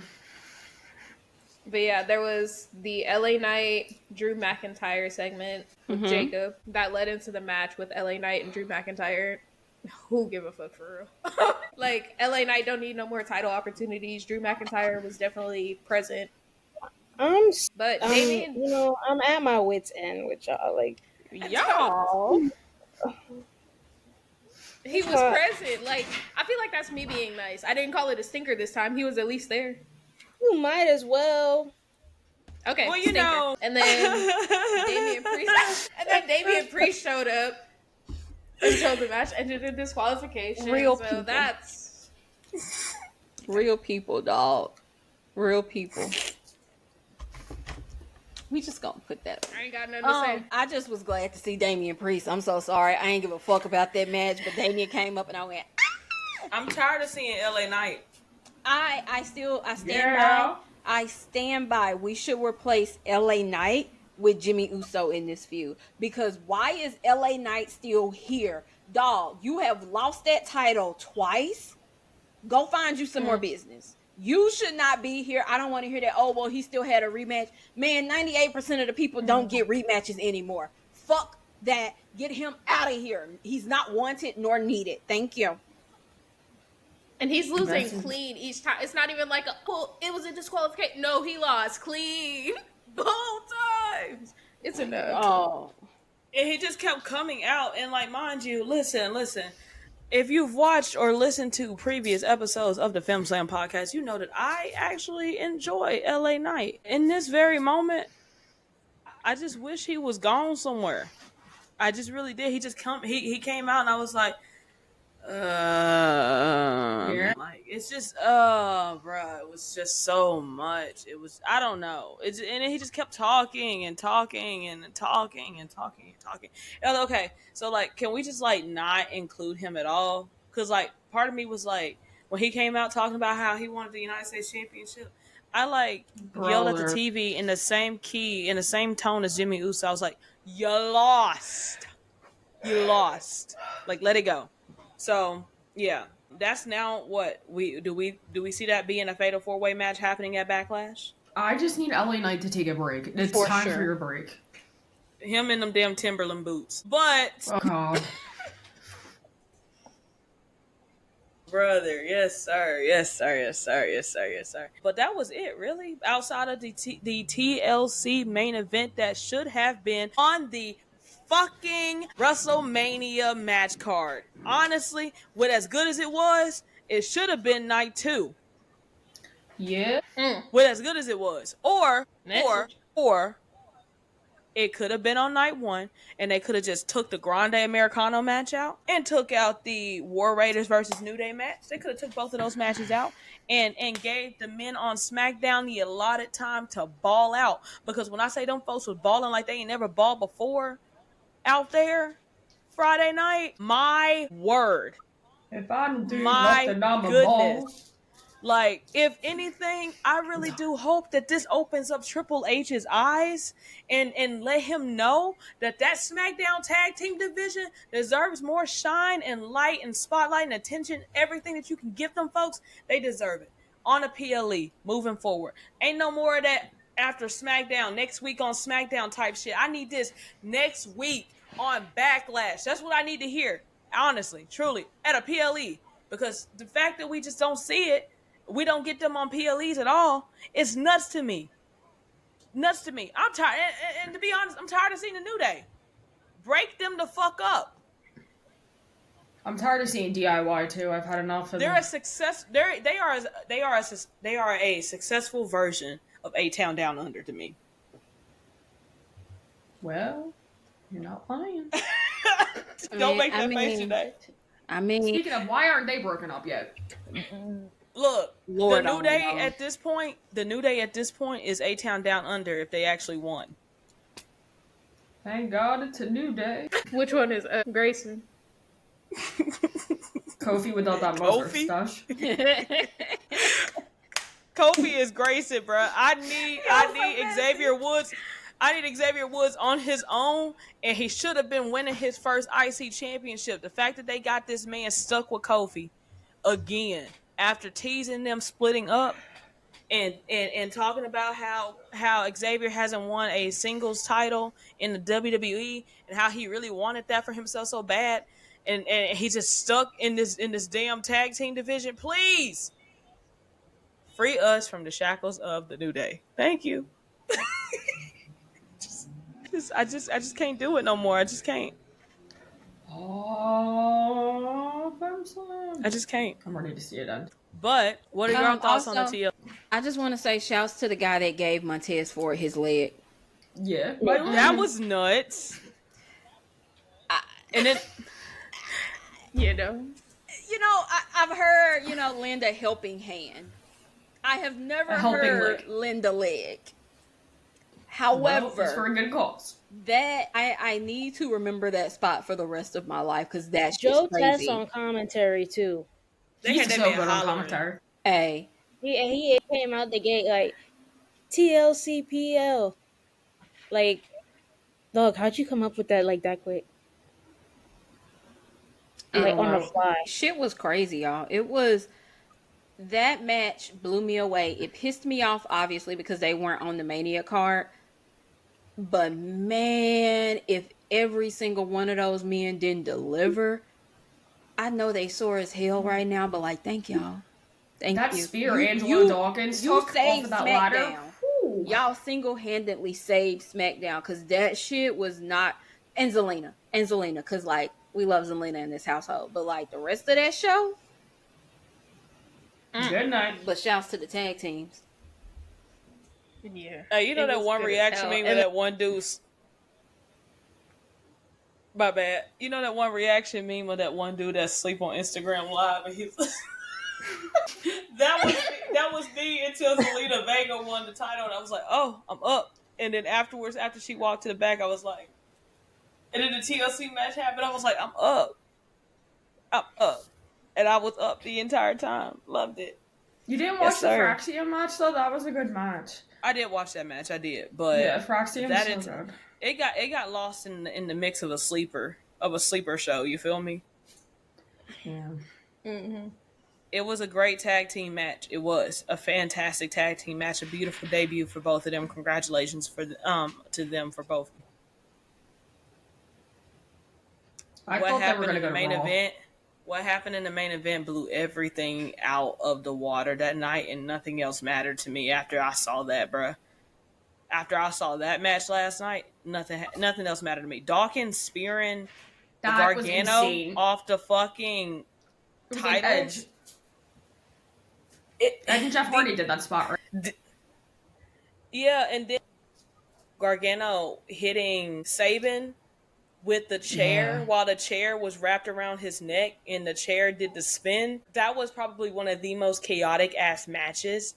It just deserved to be on a PLE. It did. It did. So that was a great show from start. I mean, it was a great main event. Mm-hmm. I don't want to see Nia and Naomi team up. Please don't give me that. Please I don't want don't. to see that. Not I'm on even my a little knees bit. begging you, please.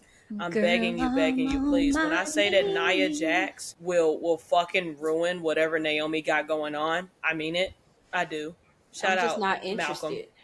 I'm not interested at all. I actually think that makes 5. I think that makes our 5 Malcolm Strays required for a Femme Slam episode. Boom. There we go. So I'm not interested. I'm not interested at all. Truly. So what do you guys rate everything all together, or I guess separately? I would How say did WrestleMania weekend go for you? I would rate the entire weekend. Well, I would say my rating for the entire It's gonna be weekend of different. WrestleMania will be completely different, being that I was in Viva La Vegas for it. Hell yeah.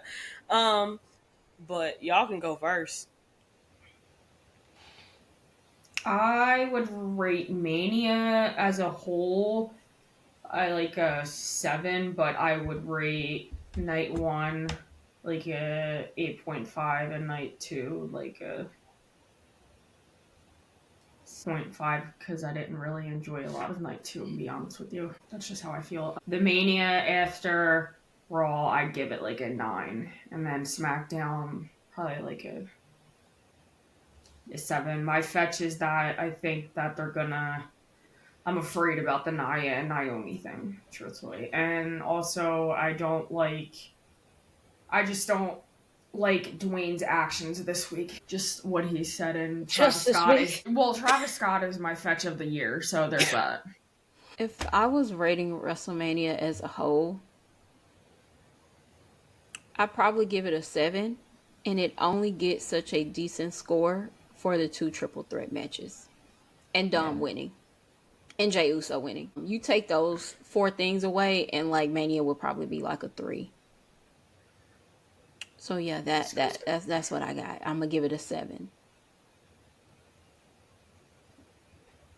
Raw and SmackDown. Oh shit. You're right, Tony. Sorry. Raw After Mania, I'm gonna give that shit a 10. I'm so sorry. Actually, I'm gonna give it a 9.5 because it gets 0.5 points taken away because of Rusev being just thrown into a random ass segment that made absolutely no sense.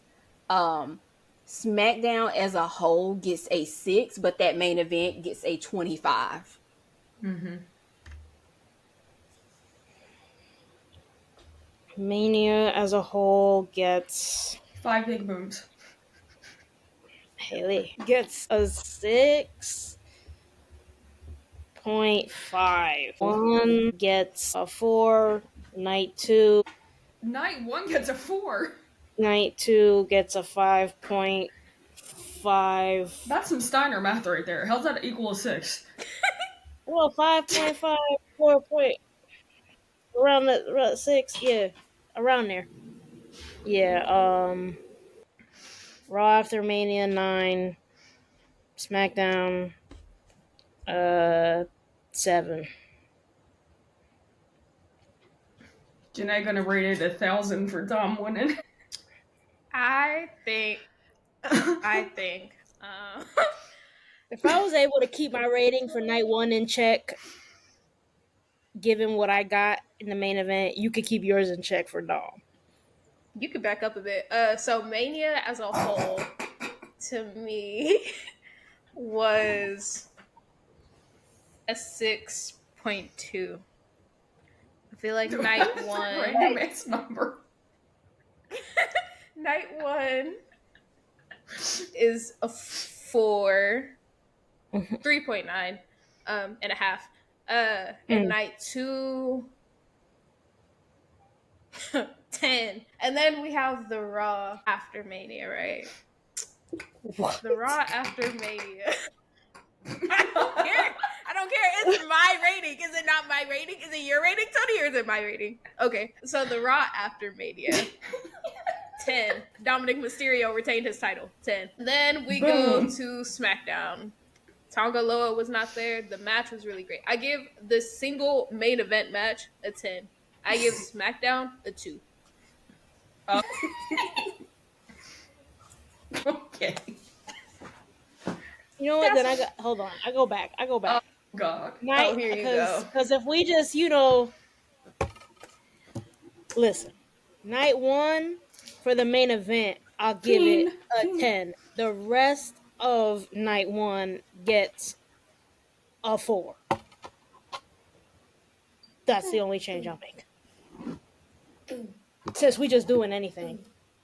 Oh, you can back up a bit. You knew I was going to go out for Dom. Don't play with me. No. Well, I suppose it's my turn, right? Yes. To rate the shows. Okay. This is what you guys started. All right.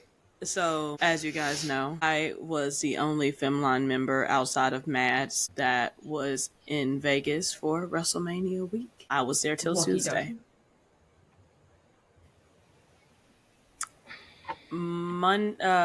If I had to rate WrestleMania night 1, that's because Jey Uso won. That's all I got to see outside of what happened in the main event because I left after that. Fuck you, Haley. But Boom. if I had to, just because Jey Uso won the title, 10. No, I'm playing. But anyways, I would have to give the show just unbiased. I'm being extremely biased right now because that weekend was magical. I'm gonna have to give WrestleMania night 1 a 7. It'll be a 7 for me because the War Raiders match, War Raiders match against New Day, wasn't fucking with it. Having to see and hear Grande Americano in real life, like in 4K, mind you, I wear glasses, so basically in 1080p, bothered me severely. Having to hear him in a live mariachi, like playing him to the ring, yeah, I wasn't fucking with that. That was actually an attack on my livelihood. So no. If I would have saw Charlotte minking up if I would have saw Charlotte minking up Tiffany the way she did, if I would have saw Charlotte minking up Tiffy the way she looked in that damn presser, bro. Hey, this show would have got an 8.5, but because I didn't see her get the dog shit beat out of her, bro, walk you like a dog. It has to stay at a 7. But you know what? I'm going to give it a 7.2 because that knot on Tiffy's head was crazy. Actually, you know what? 7.5 because she did lose a tooth. So they was whooping each other's ass. They were, for real. Now, night 2. Night 2. The first match was good. The only match that mattered to me really was the triple threat between Io, Rhea, and Bianca. So I would be rating that match, just the match.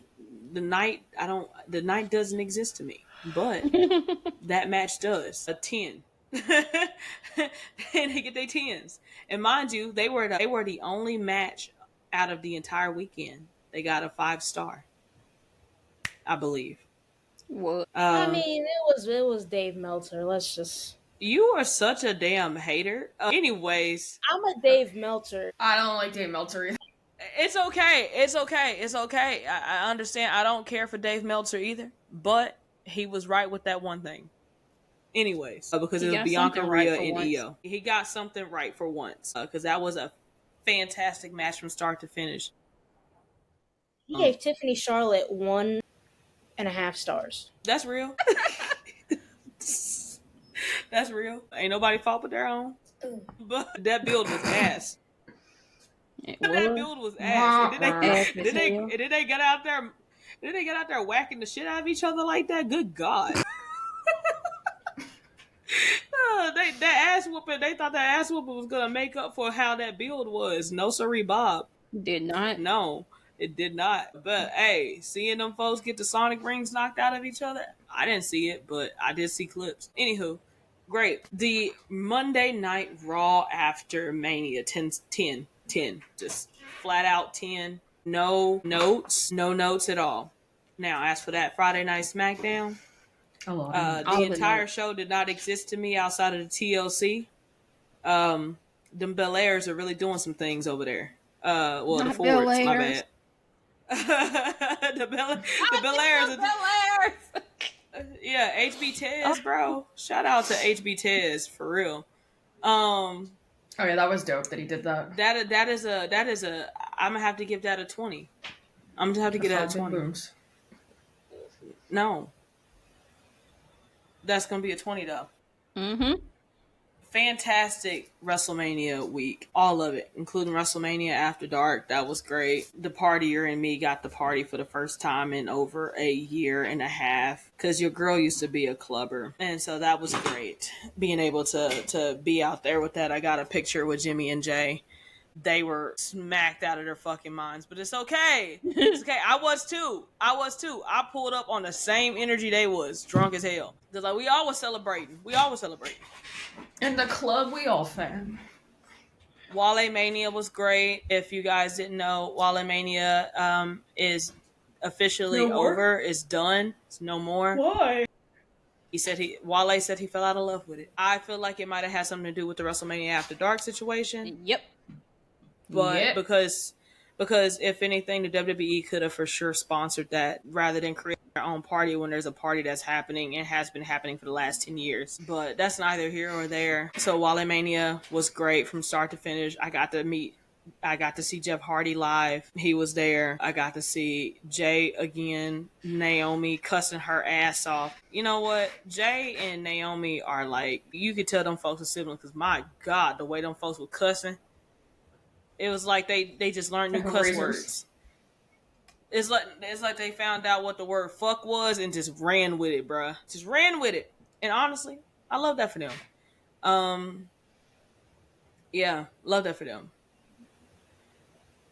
It was just great. WrestleMania weekend was great. If you have the opportunity to go to WrestleMania and experience the entire weekend, including like Monday Night Raw live and Friday Night Smackdown, NXT Stand and Deliver, do it. Do it. We'll be there next year. Decision I made. But we will be there. The entire Femmeline better be in not Nashville, in NOLA. I mean, we can be in Nashville, just not for Mania. No, not for Mania. Toni, we need to be you in know NOLA. what your solution would be. You just don't want to hear it. Yeah. What? Haley, don't start. Haley, it's late, baby. It's late. Don't start it. But yeah, that's it for us. We do want to thank you guys for joining us for tonight's episode of the Femme Slam podcast. And please go and follow us on all of our social media platforms. We are available on Instagram, Twitter, and over on YouTube. This will be uploaded on YouTube.